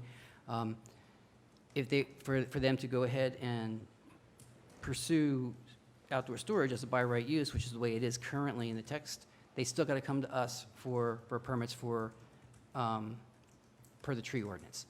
At issue before was whether or not that ordinance applied to an existing industrial site that predated the ordinance. That's the thing we're still trying to figure out whether that was or was not the case. But there's no question in this one. There's no question that it applies here. This is undeveloped land.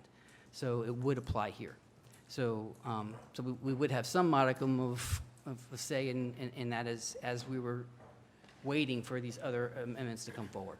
So that's the rationale for the recommendation. It's up to all of you to decide, what part of it's more important or not. And we're prepared to answer questions if you have any. Well, I'm gonna open up the discussion, but I wanna speak first. And it's gonna be more of a statement. Microphone. Excuse me. I'm gonna open it for discussion and questions, but I do wanna actually just speak a little bit. I started coming here in 1986. I began harbor master in 2005. And I remember my first day on the job. Actually, before I even started, when I was going to my interview with Frank Lewis, who was then the mayor, and I looked at the harbor, and I looked at a deep water port, and I looked at all the opportunities.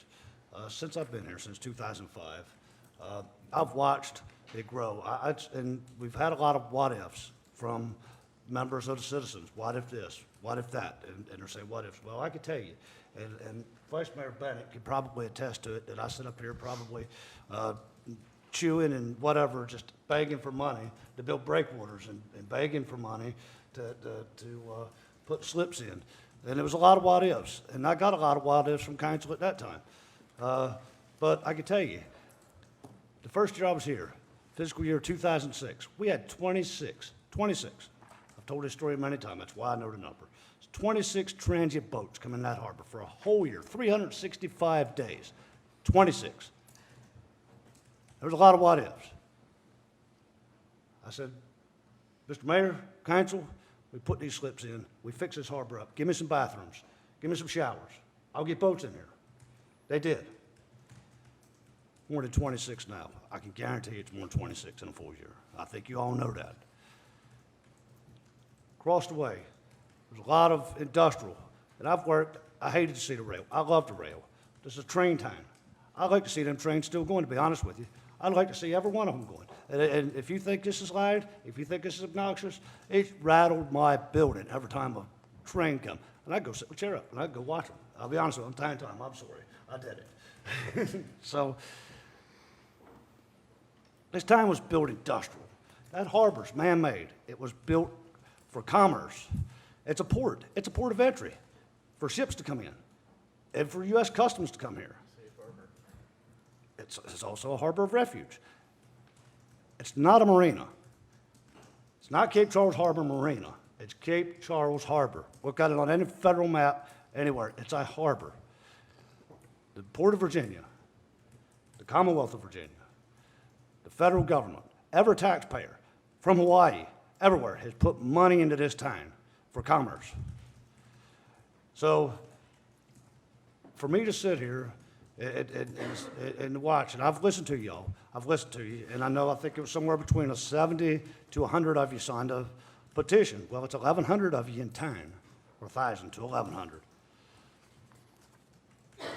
There's also this thing called a silent majority that we hear. I hear from other constituents, just not you. You're loud voices, and we hear you too. And that's why Mr. Hose has recommended sending some stuff back to get some things worked out. We understand, I understand, there's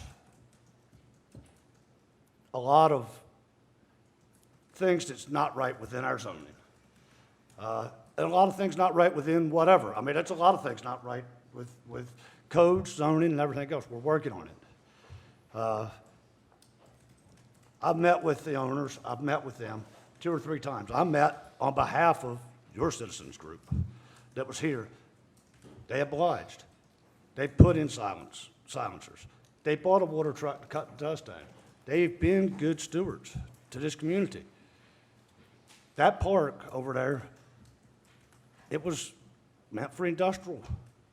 It's been. And I know it got changed. Somehow it got changed. I don't know how it got changed to harbor.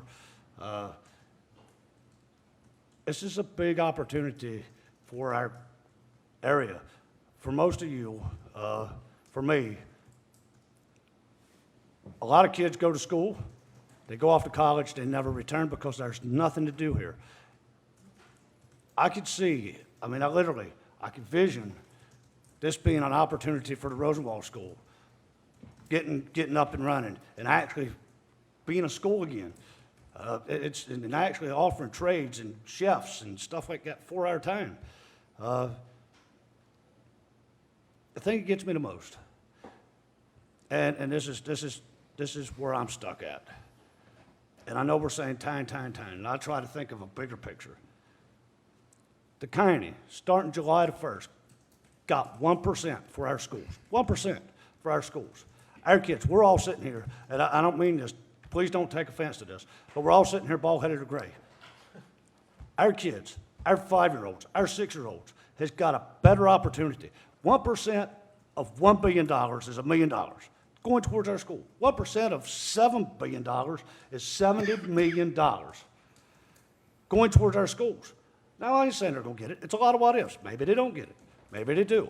But if we don't do it, Councilman Fulmer, Councilman Grossman, Councilwoman Bryan, Vice Mayor Bennett, I just want you, when you vote, I want you to think of the kids' future. Don't think of us. I'm 50 years old. My life's 2/3 over. Our kids ain't. Our kids in this county, give them something to come back to. Anyway, that's all I gotta say. Let me clarify one thing on the tax part of it. There's a 1% that automatically comes from all sales tax to go to all school districts throughout the Commonwealth, 1% of the sales tax. The 1% extra that we just voted on for the countywide, so they're getting actually 1% for the buildings, 1% for the education part of it. It's two separate things. So multiply that number by 2. It's huge. It's a big, big incentive. And I do have the first child, at least in my family. He grew up here, school, went away to college, and he's teaching at Broadwater this year. So he's back. So he's one of the few that do it. Just my 2 cents on that. Mr. Wilson? Yeah, I just wanted to first ask a question at Mr. Hosey relative to permitting and what have you. If we go the route of option A, and that's an if, and agree with what was in before us in the motion, I guess currently, if a permit is granted before we amend it, is now their vesting rights in the property and therefore not having to meet the new requirements. If I get a tree permit, if I get a site permit and get a tree permit signed off, do they have vested rights in accordance with option A as to what would be approved? They would, but only to the regard of what that permit was. So their vested rights would be limited to the tree permit. I mean, so they wouldn't be coming for a permit because until we get back through this again, these are by right. They don't need a permit for it. But So they can submit a site plan and get moving on developing that particular property. They can submit 4 permits, and if it's only the tree permit that they need, they can submit that and have that processed over the next month or 2, while we perhaps are now playing with an amendment to section 3.14. That's a fair statement. And I acknowledge that in here. That could happen if they competed for and got the contracts and knew, that has to happen before they can come up with a site plan. No, they don't need the contracts to clear that land. No, I agree. They wanted to do lay-down storage, and they can proceed by right and submit their site plan to Katie and have a request for tree cutting. Correct, for storage, yes. And that's my concern, is once they move ahead, moving back to these other changes requiring a conditional use permit would be perhaps moot. And that's a concern I have. I share that concern.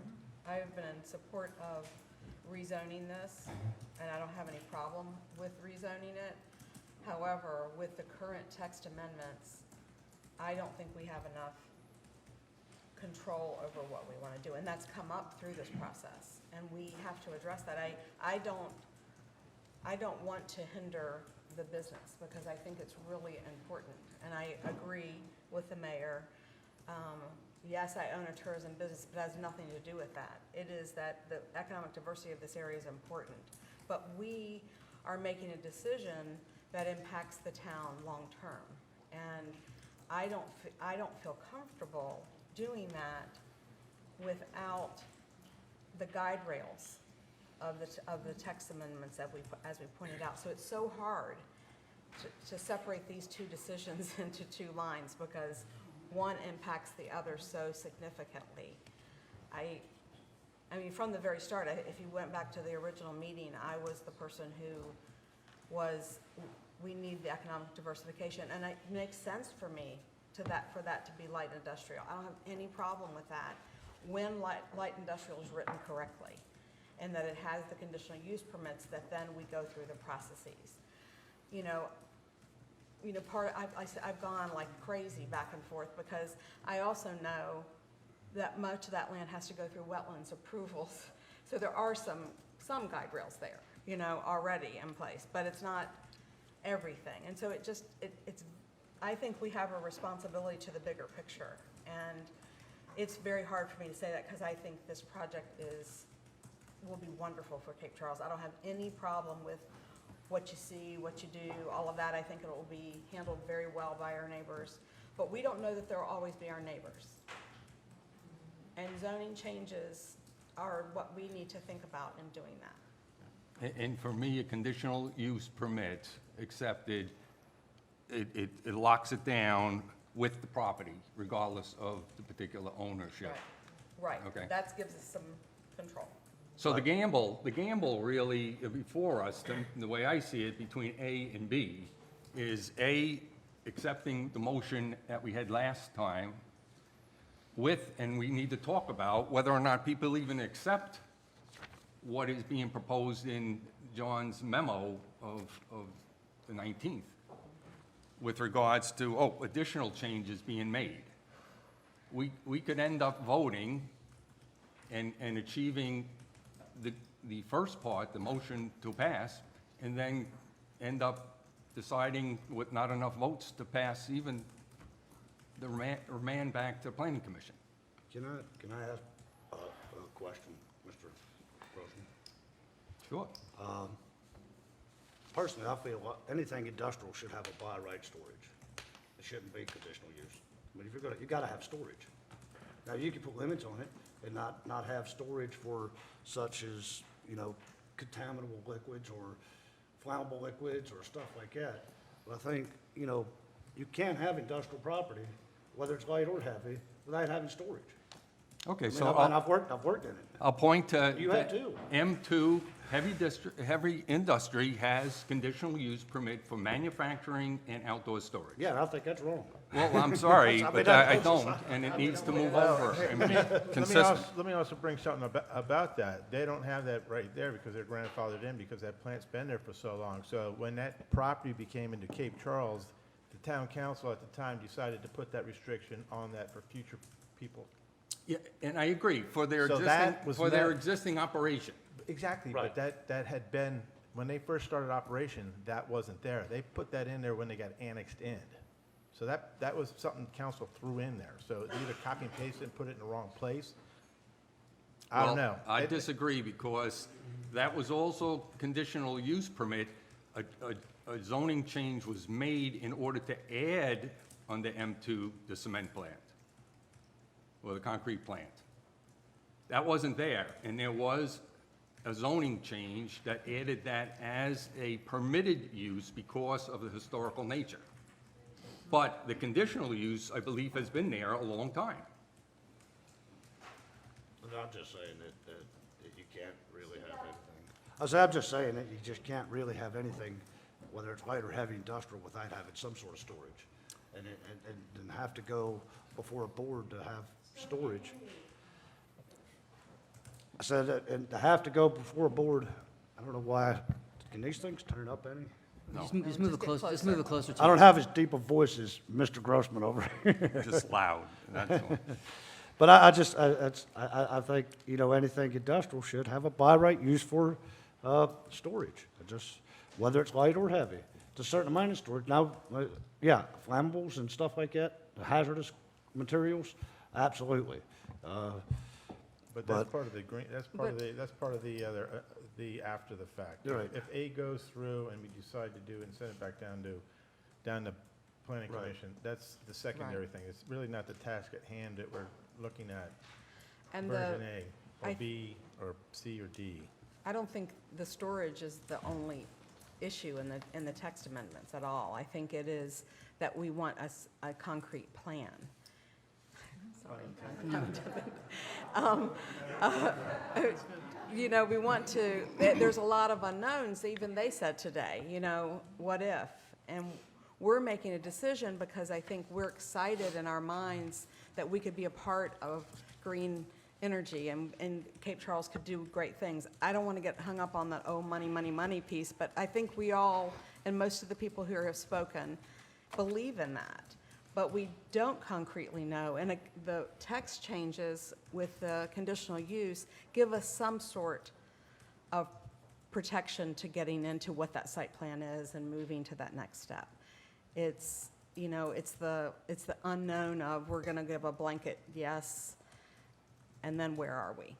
It's no worse than having a neighbor move in. So I just want to try to clarify this, and Councilman Grossman, correct me if I get it wrong. So I think what Councilman Grossman's trying to do is identify the risk of moving forward, and that's appropriate. So if you were to approve just the current changes before you, and then send other things through for additional changes, right now, the additional changes under consideration anyway are outdoor storage and the manufacturing part, right? Both would go to conditional use if this happened. The only one of those that are at risk is the outdoor storage one, okay? And the reason is for the reasons that Councilman Grossman stated, that if they were to move forward with a site plan and a permit and a tree permit to start clearing area for outdoor storage, that could potentially give them vested rights in the outdoor storage portion only, not the rest of it. The rest of it wouldn't be affected. The rest of it, they would still have to come back with a site plan to build the building and do the wind turbine thing, and that they can't do until they know what operation they're doing. They can't develop the site plan needed until they get the contract. So the risk of them being able to compete for it, get it, make permits before we could make these changes is probably relatively small. So what it really comes down to is whether it goes to the mayor's point. If you think that outdoor storage should remain as a by right function, then there really is no risk at all. If you think that outdoor storage should be a conditional use, then yes, there is some risk. So that's really where it lies. And I don't get the sound study, if that comes into play. I don't get the changes made to the hours of operation.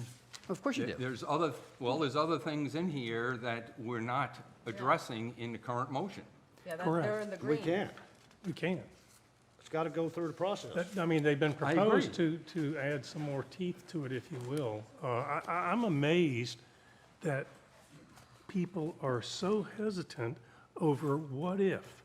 It is incredible to me that you think that these guys are going to close on that property, immediately submit a tree cutting plan, and get that ramp through and take over the place before we can change these zoning, add these text amendments. It's amazing to me.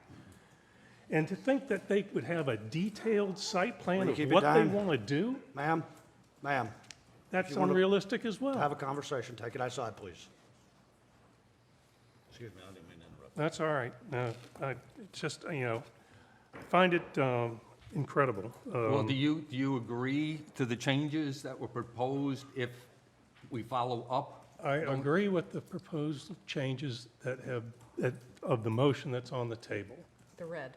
The red. Yeah, I'm asking about the follow-up. That's not for discussion at this point. That's for discussion after the fact. Well, it's important for decision-making as far as how people are going to feel Well, on, the only thing that I disagree with is the outdoor storage being a conditional use. I think outdoor storage should remain a by right use. The rest of it, I'm fine with. I think that ought to change in the M2. If we're going to set it back, send something down, I think that needs to change in the M2 to by right. Well, I mean, if we're sending something, if council wants to send something back, and we're sending this green, I think it needs to be in there as well. Oh, dear. As an option for planning commission to review. so again, 2 steps here. Step 1 is consideration of what's in red. Then we would have the discussion of what, if any, of the green you want to send back. So in that second discussion, you would debate whether or not you wanted to leave storage as by right or conditional use. Okay, now again, this is the beginning of the process. You're not making a final decision. This is the beginning of the process. You're just sending something back for the planning commission to weigh in on, for the public to weigh in on, and then a recommendation comes back to you, and then you get to make the call. I would agree with the philosophy that storage is generally an accepted need in any industrial activity. So for my position, the risk involved here moving forward is relatively small, because if any vested rights were gained, if they were, it would be for outdoor storage, which may not make it to the conditional use category anyway. Any more discussion on the red? So can I ask a question? So the planning commission should, the planning commission is kind of there to guide us, correct?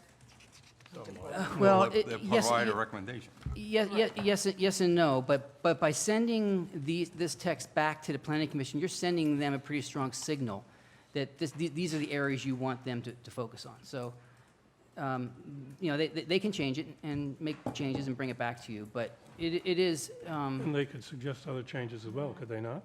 They could. It depend if those changes were significant, it would have to go through another round of advertising. But yes, that's why I said it could be 1 month or 4. I mean, it depends on how much time they take doing it. We've done that in the past. I was on planning commission, we've done that in the past.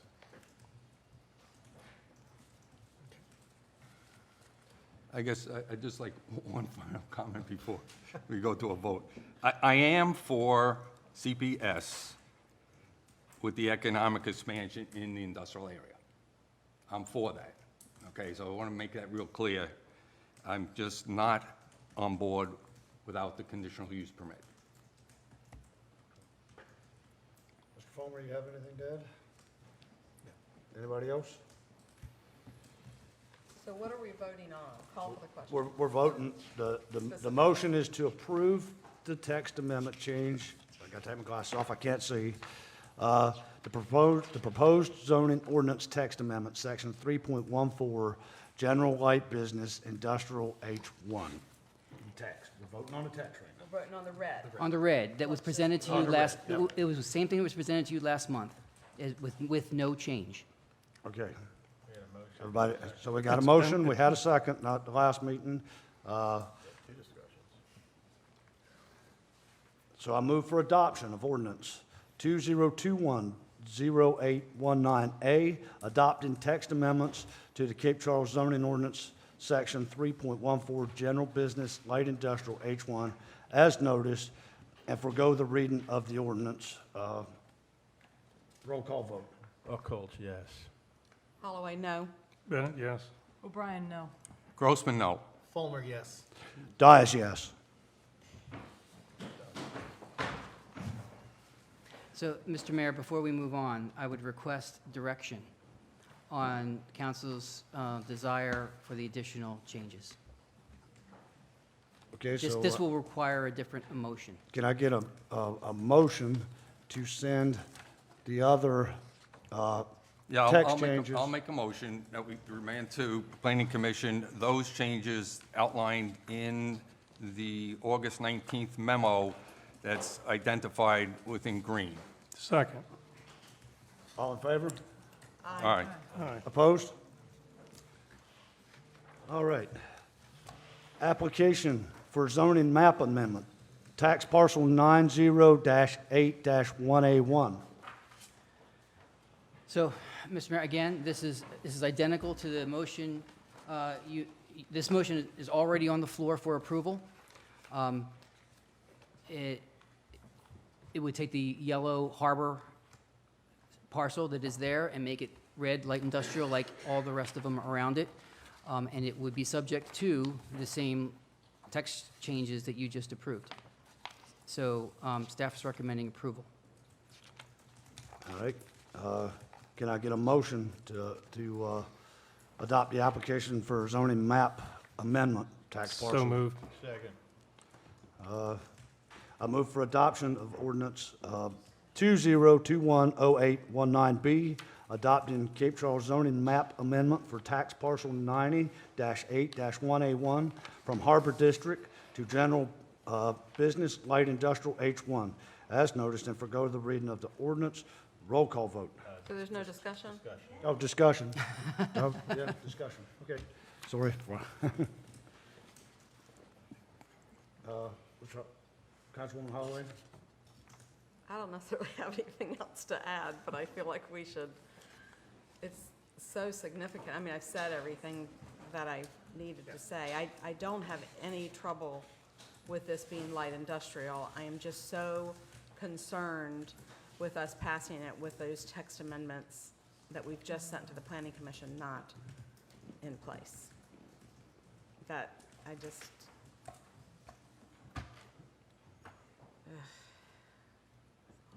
Any more discussion?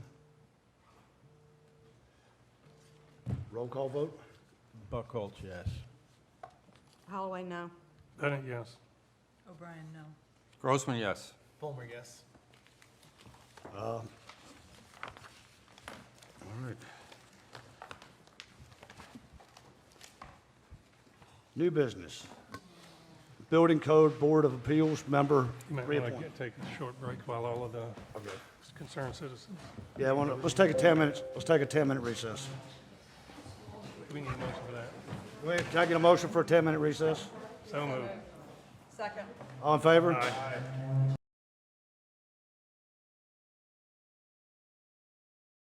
Can I get a motion to return back to the open session? So moved. Second? Second. Second. All in favor? Aye. Opposed? All right. Item 7A, new Quiet on the business. set.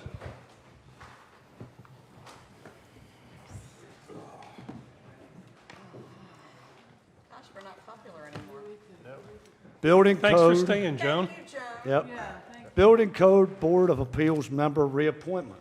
Okay, this is a real controversial one. I hope you guys enjoyed your break. Really? Should I take my coat off for this one? I make a motion, we reappoint Matthew Brown to the Building Code Board of Appeals. We have a motion, we have a second, any discussion? All in favor? Aye. Opposed? Thank you, Matthew Brown. Item B, Historic District Consultant Services Contract Award. So this is the culmination of the work that we started quite a few months ago with the Historic District Review Board. We met with them and we came up with the overlying philosophy. We did the first round of changes to Article 8 of the zoning ordinance.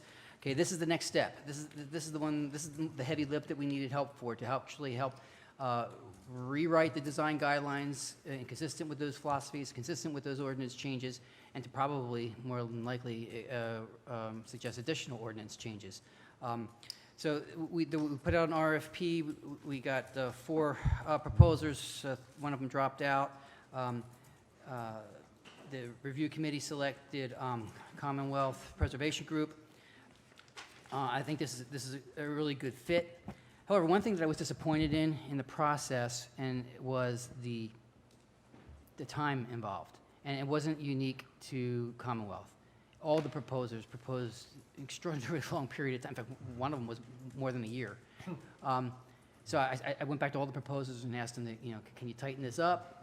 And they did send back revised schedules. But then other business, as you know, took precedent this summer, and this got delayed.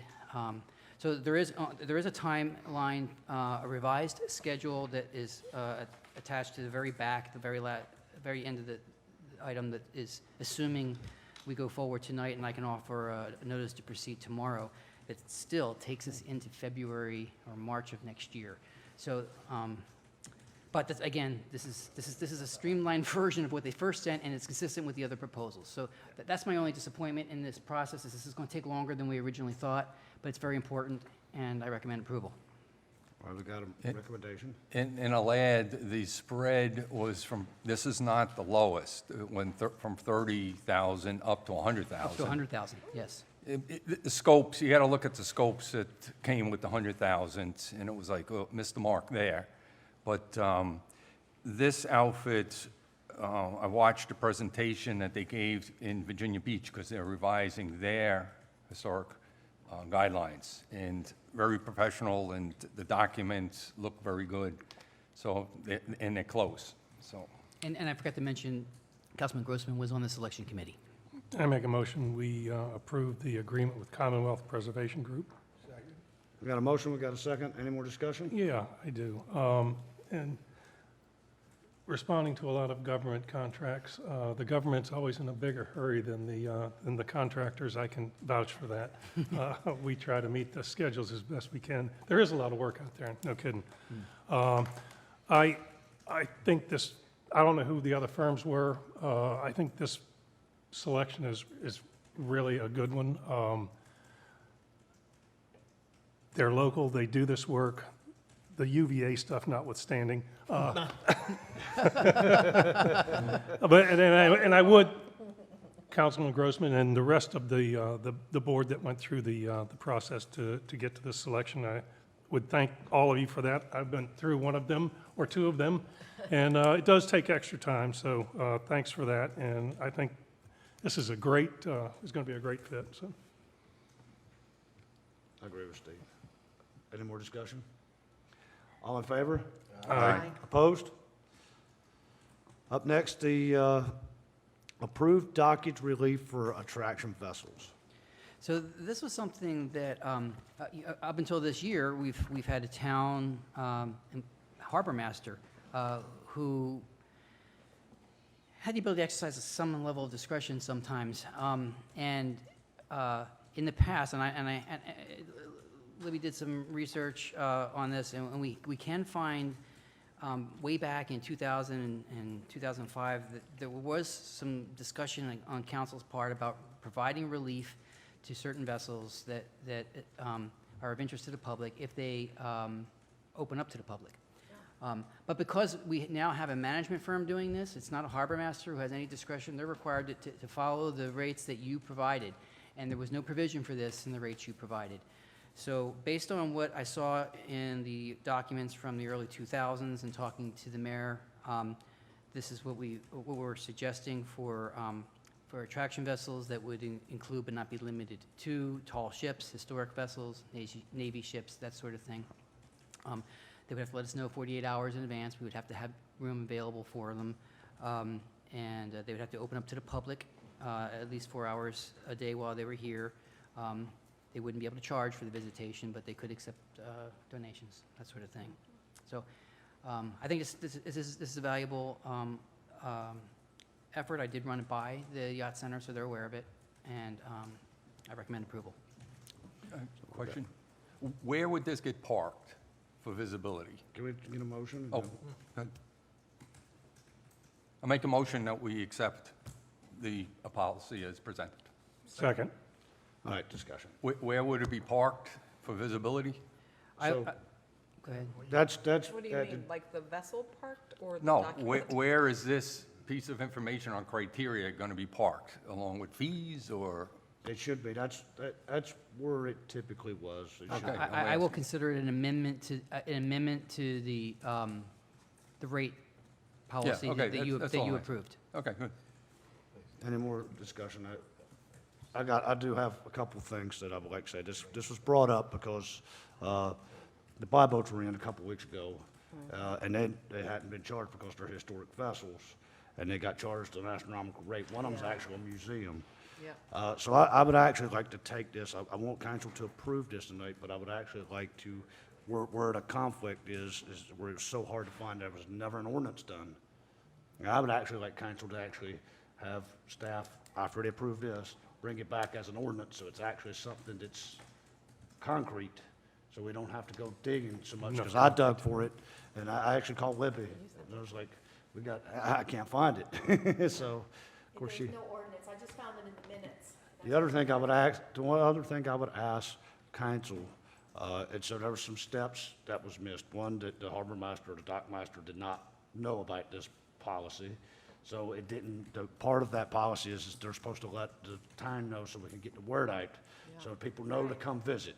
And so I even though the buy boats had their boats open to the public, the harbor master didn't know, the buy boats they didn't know they had to pay until they left, because they'd never been charged before, because it was just a standard thing, and they come in pretty frequently. So I would actually like to ask council to amend this to add relief to the buy boats that was here a couple weeks ago. Like I said, that the museum, one of them's a maritime museum, a floating maritime museum, and they pay $600 of money they don't have. So, Sorry, Mr. Mayor, you're referring to a refund? yes. Okay. So, I have to recuse myself from that because my great uncle's buy boat is one of the boats that comes in. He's not alive anymore, but it's his boat and it's still there. well, I don't think it's got any. So I just don't feel comfortable. I mean, you don't have to recuse. You can ask can't council. You can't You recuse can't yourself. recuse yourself. yourself. You have to ask Nope. council. You have to declare a conflict, and everyone else has to choose for you. Okay, well, my uncle, great uncle's buy boat is the FD Crockett. And I am concerned about asking for relief to them as my affiliation with them. Does anybody see a problem with No. I don't see a problem with it. Steve? No, No. as long as you're not getting the money. I am not. Yeah. When was the last time you were on that boat? You go on that boat? I do, but step aboard, but. Schmitty, they how didn't far even- back I are didn't know you, they were coming. you're talking? It's just, Just, last just, week? just this Last last, just week. this last Just visit. last week they were Okay. here. One Yeah. time. So they were here for 3 nights? Yeah. And there was like 6 of them, Yeah. here for 3 nights. 6 of 'em, So right, five or okay. 6 of them for 3 nights. So can I get an amendment to that too, or has that got to be a separate motion? Let's make it a motion, yeah. An amendment to the motion? Amendment to the motion. Okay, I'd like to amend the, the motion for approval of the dockage relief to include a refund for the buy boats that were recently here and charged. Second. Second. All right, we got an amendment and a second. Any more discussion? All in favor? Amendment Aye. first, right? Or do we vote on Amendment, both at the amendment same time? verse, yeah. Yeah, Okay, so you're voting on the amendment Yeah. yeah. first. So- Now we got, now we got to Alright. vote on the main motion. So the amendment passed. All in favor Yes. of the main motion? Aye. Aye. Opposed? Thank you. And you think we can get that brought back in the ordinance form? Do we need to direct you to do that? How does that work? Is that the will of the council that we bring it back in as a, I guess I'm not clear why it's necessary. Well, so this won't happen again.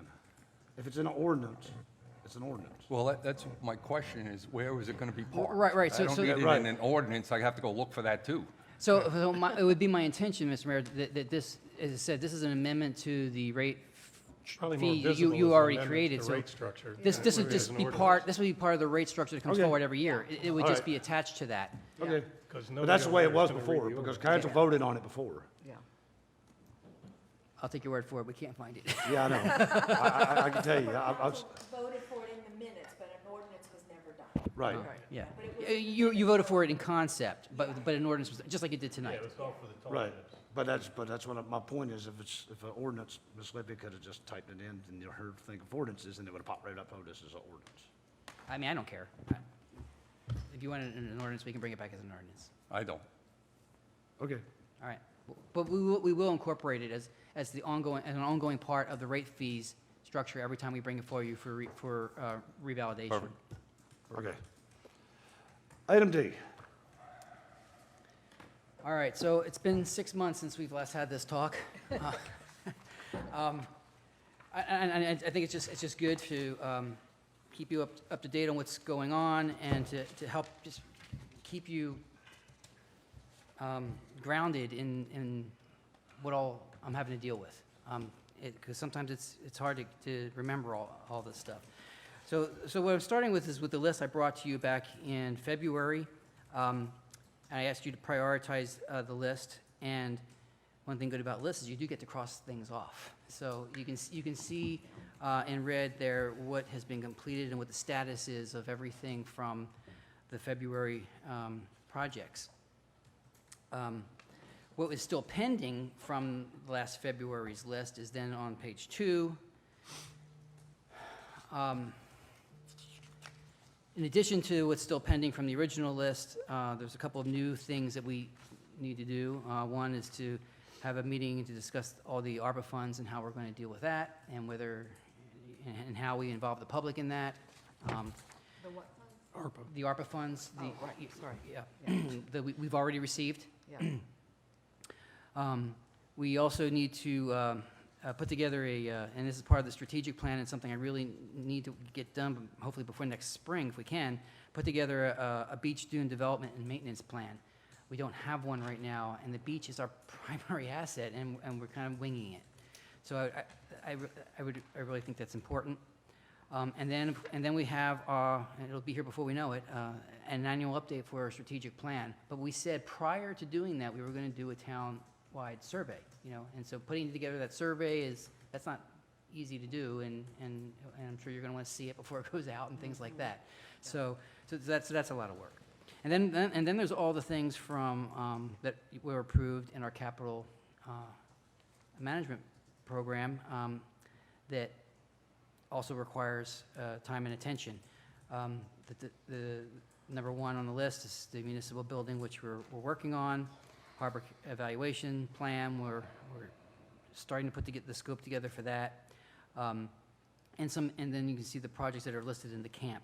When I put a organization behind it, that is because they're the ones doing the heavy lifting on that. It's not really coming under me or Bob so much as more cursory stuff, but it's still on the list, so I just wanted to be complete. So I tried to combine them into a new combined prioritized list there at the bottom of page 2, and wanted you to look that over. Tell me if you agree with it. Did I miss something? Is there something you want to move up or down on the list? Just looking for general guidance. Steve? So, thanks for doing this. I think it's important that we keep it in front of us all the time. And obviously that the things that we're currently working that are either a contract or these first 3 on the list should be the top priority. I think that hiring a consultant to manage the comprehensive plan update and hiring a consultant to conduct a comprehensive review and update of the entire zoning ordinance should move up. Me too, Me too. big time. We heard enough of it, Yep. and we need to put a priority on that. Yep. Totally. How's everybody else feel about that? Well, considering I'm a part of the conference, I wholeheartedly agree with that. So how, but and I agree completely that those are 2 incredibly important things, but what do you put, tell me where in the list it goes? How Well, far up does it go? I would put them, and this is just me now, you've got these bullets here, and the first 3 bullets are ongoing. I would put them as 4 and 5. So the trail project is also ongoing. We just haven't started it yet. So Bob's in close coordination with VDOT now to try and get that done, and it's running a month or so behind schedule. We were hoping to kick that off this fall. It's probably going to be in the winter. Our goal is that we want to get that done before April, right? So we don't want to delay that one too much. Yeah, that's for Peach. But does that directly compete with Well, it's our time. I mean, so I need Bob Oh, 'cause Bob would do the- for Right, I forgot that you would do it. so. I just think the comprehensive plan and I mean, what we've just gone through, He's trying to be retired or something. entire, the zoning ordinance, I don't want to go through what we just went through again. I mean, really, the only, most of what's above it right now is already in play, except for the meeting to talk about the ARPA funds. I mean, that one we could push below it. And I was going to ask you, how important is that as far as timing? It's not. We've got the money. We've got several years to spend it. And we're going to get another tranche next year. And frankly, I kind of wouldn't mind waiting to see what happens with, the utility sale. Because a lot of what the ARPA funds are authorized to do is water and sewer projects. Well, kind of hard to make a determination on that until we kind of get a sense on whether the utility sale has got legs or not. So I'm all for delaying that if you're okay with that, because that does take a lot of my time trying to figure that out and put it together. So we can move that below those two. Those two. You can kill the sidewalks with that money. How do we get you more help? Yeah. All I can say is I hope we've got a plan for the boat and RV issue by next April 1st. That's not happening. That's I can guarantee you that's not happening unless you move it up on the list right now. very tough. You tell me to move it up on the list ahead of something else, I'll get to it. There's not enough hours in a day. Well, So how do we get April. more help for you? Can we spend some money to get more help? Well, we are, I mean, We're spending a lot of money. so, Yeah. so look at all the consultants that are on here, because we need more help. But someone's got to manage the consultants. So, I mean, I don't want to sound, Can't do it all at once. yeah, I don't want to sound conceited or anything, but there is a natural choke point, and that choke point is me. So you can hire all the staff you want around me. I'm still the one responsible. You gotta I'm still the review it one- all. They got to come through me. I'm the one that has to answer your questions. I'm the one that, you Right. can't fire them, you can fire me. So, it's just, we got more, we're going to get to all of these things. it's just going to take longer than we originally thought. Just like we thought this, with the historic district review, I was hoping that was going to be done by the fall. We're not going to see that till the spring, you know, and so these things are just going to take longer. Okay. John, I think we just need to make up our minds to that, but, I mean, But we got the hardest part of that done. Hire a consultant. that's, Yeah. I mean, that's gonna take, I guess you're the RFP guy, Bob? I mean, it's gonna, consult for what, which one? Comprehensive review and update of the zoning ordinance and the comp plan. I mean, yeah, Well- we'll use the, historic district, RFP as well. Well, Bob helps us out with the mechanics of it, but he wouldn't be involved in that one. Katie would. And she's part-time too, so. All right, and She's John, I starting had, to- I had starting to say- offered, She wants the eject button. I had offered to help with the comprehensive plan RFP. Okay. There you go. At least I can feed Katie. Mm-hmm. this We are working on, if I can get Katie to not do her day job for a little bit, to do some extra, we're trying to work on on a recruitment for her, a planner, to help her. But it takes time to do that. We're very close to getting that put together. We'll get that on the street soon, so that we'll get some help for Katie too. And that's already a funded position. We just, But I think we could issue a scope Right. of work. I can put something together. And then employ us to help with the review of the proposals. yeah. Yeah. Get the process started. That's all I need is more work. Okay. Okay. John, the one question I had on camp priorities, and we moved water mixes, and I talked to our project manager today. Water mixes from last year to this coming fiscal year, it's not listed here. Are we going to come to grips that this is a necessary project? I was again, it was there to keep it alive, because I wanted to wait and see if the utility sale had legs. So Bob and I actually met with Nugent this morning, who's our PPEA consultant. They said they're close to having a phase 1 report to give us as soon as I get back from vacation. So that for early September, that's all the due diligence and some of the rate comparison. So we're going to start picking up speed really quickly here on the PPEA utility sale consideration here in the fall. We're going to see a lot of activity there. So I'm hoping within the next couple of months, we'll know if that's a possibility or not. Then all I'd ask you is on camp priorities, put water mixer decision, just so it's not lost. We didn't do it last year, we moved it over, we didn't spend the money, we reappropriated it. And the question for me is, are we gonna do it? Right. Is it a technology that's going to solve something?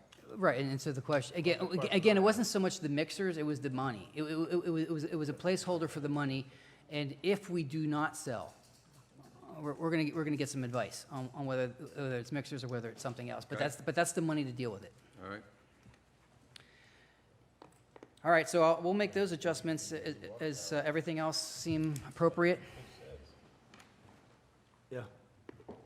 Okay, there's no action on this. This is just you giving me input. So I do just want to say, you know, John, it's very hard what you juggle. And it is good to see this kind of in writing. I hope for you as well to see as many completed things that are on there. It seems like we push everything to #1 on you, and I hope that this does help and can push back to us. We really, really value you, so thank you. thank you. Thank you. Appreciate it. Yep, thank you, John. Yeah, you're gonna ruin my idea about retirement. Time manager comments. So I only have, I'm just want to mention that I will be starting my vacation tomorrow for 2 weeks. I will be in touch, I should be largely in touch most of the time. I sent out an email earlier today with that sort of information of how to handle things. Generally, I can handle things when I'm away. If for some reason you need something immediate, everyone knows that if it's internal to staff, Bob's going to help out. If it's public facing, the mayor will help out. So we'll be fine. Other than that, I only have one thing that I need to report, and it's some disappointing news that 2 weeks ago I was notified that Jen Lewis was going to be leaving us, and she's moving on to bigger and better things in Bay Creek, and I just wanted to publicly acknowledge was it 14 years that 13 years that Lucky 13. that Jen has been with us. She's one of those employees that takes her job personally. I mean, she really feels for the town. I mean, and it's clear in the way she approaches things and in her attitude, and it's just been an enormous benefit to the town to have her here, and it's been a privilege of mine to work with her.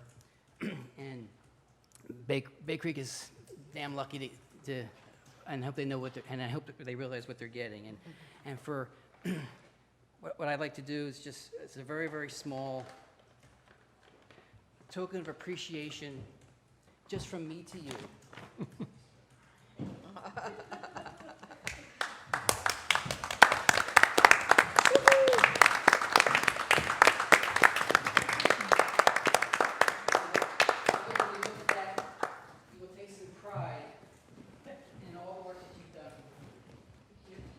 Can we take her town shirt away? So what day do I get to legally call you princess again? Okay. Tuesday is effective, the last day? Okay. What are you going to do at Bay Creek? Oh, yeah. Thank you. That's all I have, Mr. Mayor. Thank you very much, Jen. John, I had a question for you relative to the zoning issues. You had, I understand, an ad teed up. Is that now put on hold? No. We leaned forward on that, just in case you passed it, because we could always pull it back. So yes, the ad has been placed. Okay, just explain for everybody else's benefit what. Yeah, okay, so remember I said earlier that there's a best case and worst case scenario to get these changes through? The best case scenario is a month. If everything goes perfectly, we can have it back before you at your regular meeting in September. What that had to do is we had to kind of choreograph the placement of the ads. We're placing the public notice ads for the Planning Commission and public notice ads for the council at the same time. They follow the schedule, they follow the process.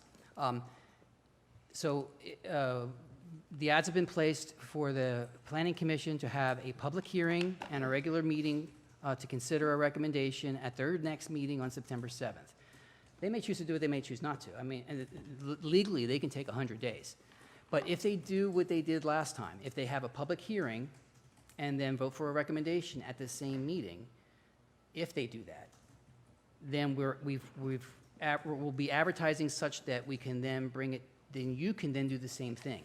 You can have your own public hearing. We're not going to do a combined one this time.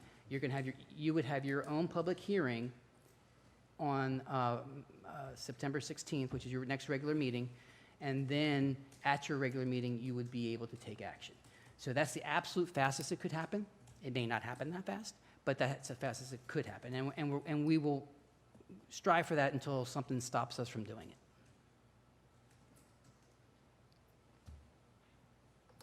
Anything else? I do. And part of me wishes I had said it earlier, but one of the things that strikes me, because I'm still going to claim being new here. One of the things that strikes me is that there's rules for public comments. The 3-minute, the sound, the whole drama around it. And then tonight, we saw what we saw the night of the combined meeting again. And the perception is not good. The perception is that certain people have special exception. And for Air to stand up again and hold court in this room without a sound, without a cane, with nothing pulling him off of the stage, sends the wrong message to the community. And it makes me really uncomfortable, and I don't know how to, I don't know why that is. He is not an applicant, Technically, he is the applicant. all right, but we needed to hear from the concrete people. No, I'm not arguing with your point. I agree with So your I point. I just think that we really need to do better, because this town is tiny, and it's so polarized, and the 33 people that everybody's referring to is gonna be 75 or 100, and on, because they're hot, and they are financially backed. So I really think that we need to pause and just consider that as we go forward. I really do.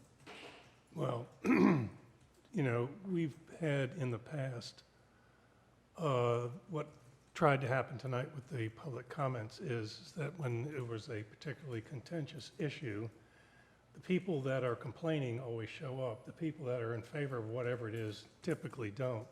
But we would have people stand here, and then 48 people in the room say, I give them my 3 minutes, I give them my 3, so one person would go on for Right, but half hour. we should live in today's time.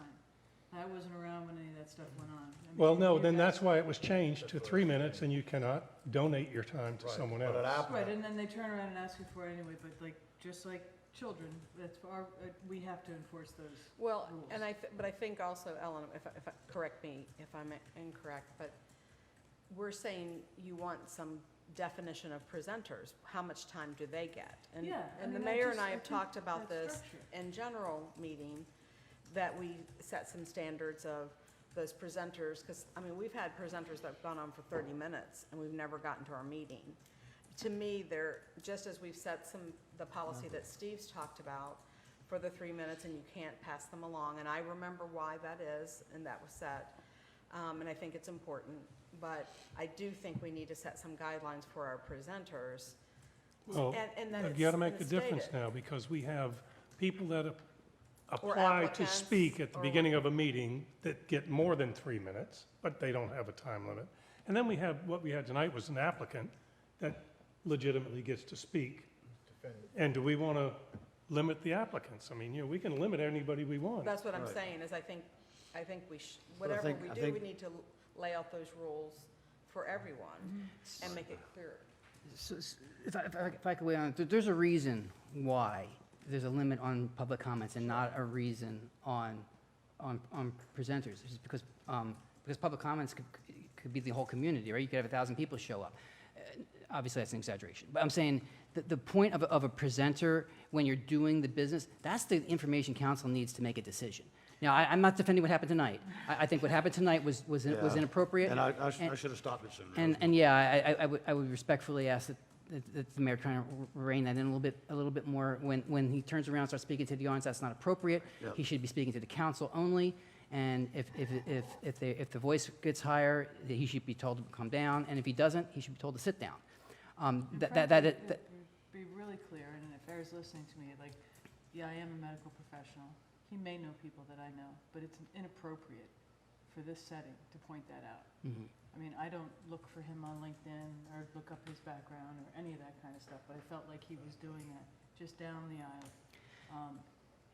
That, it's inappropriate. Yes, yes. And again, and that does fall to the discretion of the chair to try, and if it's not, if the demeanor is not correct, that should be reined in. And it also needs to be germane to the topic. So if he's talking about things that are off topic, then the chair needs to rein it in.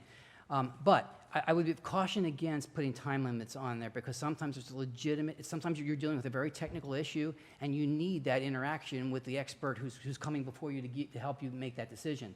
So it's not, I wouldn't put time limits on them. I would crank down on how we control people. This was the And maybe it's, second or third time. yeah, maybe it's making that, just as we do to the general public, to say, you need to do this, this, and this, to the presenters. It's a reminder to them, but it's also to saying to the public, they have some guidelines as well. Okay, I will do that. That's fine. Thank None? Nothing from me. I'm good. I have one exciting announcement. The mayor probably doesn't even remember this. It's been so far ago now. Do you remember when we were interviewed and on camera with Virginia Found, the guy, Dave Parker? We Down came on by. Mason? Uh-huh. Yeah. Yeah, okay. So it's finally come to fruition. It's a show that's going to be called Virginia Found, and it's on WHRO. He was contracted to do this, and he did the Lower Shore and the Middle Shore. He might have done Upper Shore as well. But it's been picked up by not only Norfolk, but DC and some other places. I haven't seen any of it yet. He called me yesterday. He was so excited that it finally, 2 years, Yeah, I was literally, just saying, that was a long time ago. in the making. And so I'll have some air dates that I'll share. I know September 24th is one of them, but I don't remember what channel that is or anything. So it's exciting. It'll be really good for Cape Charles. All right, I actually do have some, and I just want to thank the public, all you guys, for coming in and voicing your concern, and I also want to thank all the people that came to me in the background and talked to me about this whole thing. So, we did, or at least I got my due diligence in on this entire project, and I heard from a lot of people in the community, but I just also want to thank, all you guys that came in tonight. We do hear you. So I just want to give a little shout out. It's just, we do our due diligence up here for the most part. At least I do. Can't speak for everybody. Well, I like that we can disagree and have very candid discussions and come out at this in respect to each other and how we got there. I think it's one of the things that I talk about all the time with this council, and in particular when Steve's integrity was being questioned, it was very disturbing, and I think all of us stood by him in a way that was respectful of who he is, because he shows that same integrity in everything he does. But to me, that's a representation of all of us. So we've come through a very difficult situation. Not done yet, but. Thank you, and I thank everybody for agreeing that I should participate.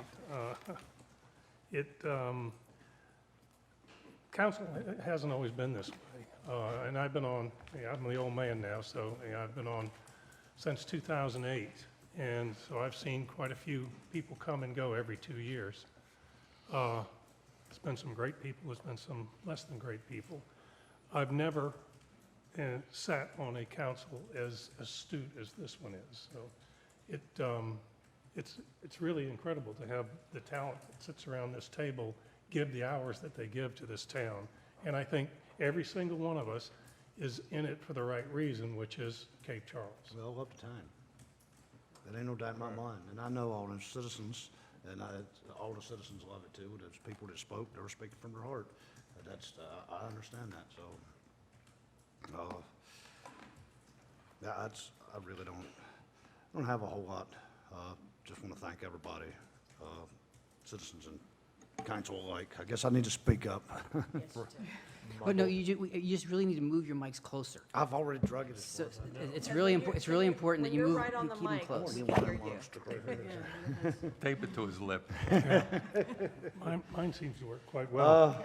Nobody has trouble hearing me. I do want to, I want to thank John, because I know he's going to get pulled in a lot of places. You've done a lot of typing, a lot of research on all of this, and I do want to thank you personally, so thank you for your work on this, and I'm sure you've been getting an earful from every which way too, so. Actually, we know we have after the last meeting, so. But anyway, thank you. Other announcements, September the 6th, town offices is closed again. Y'all ever open? No, we're just a bunch of goof-offs. There's the root cause. And September the 16th, town council, well, I guess I better finish. September the 6th, the town office is closed in observance of Labor Day. September the 16th is the next town council regular meeting.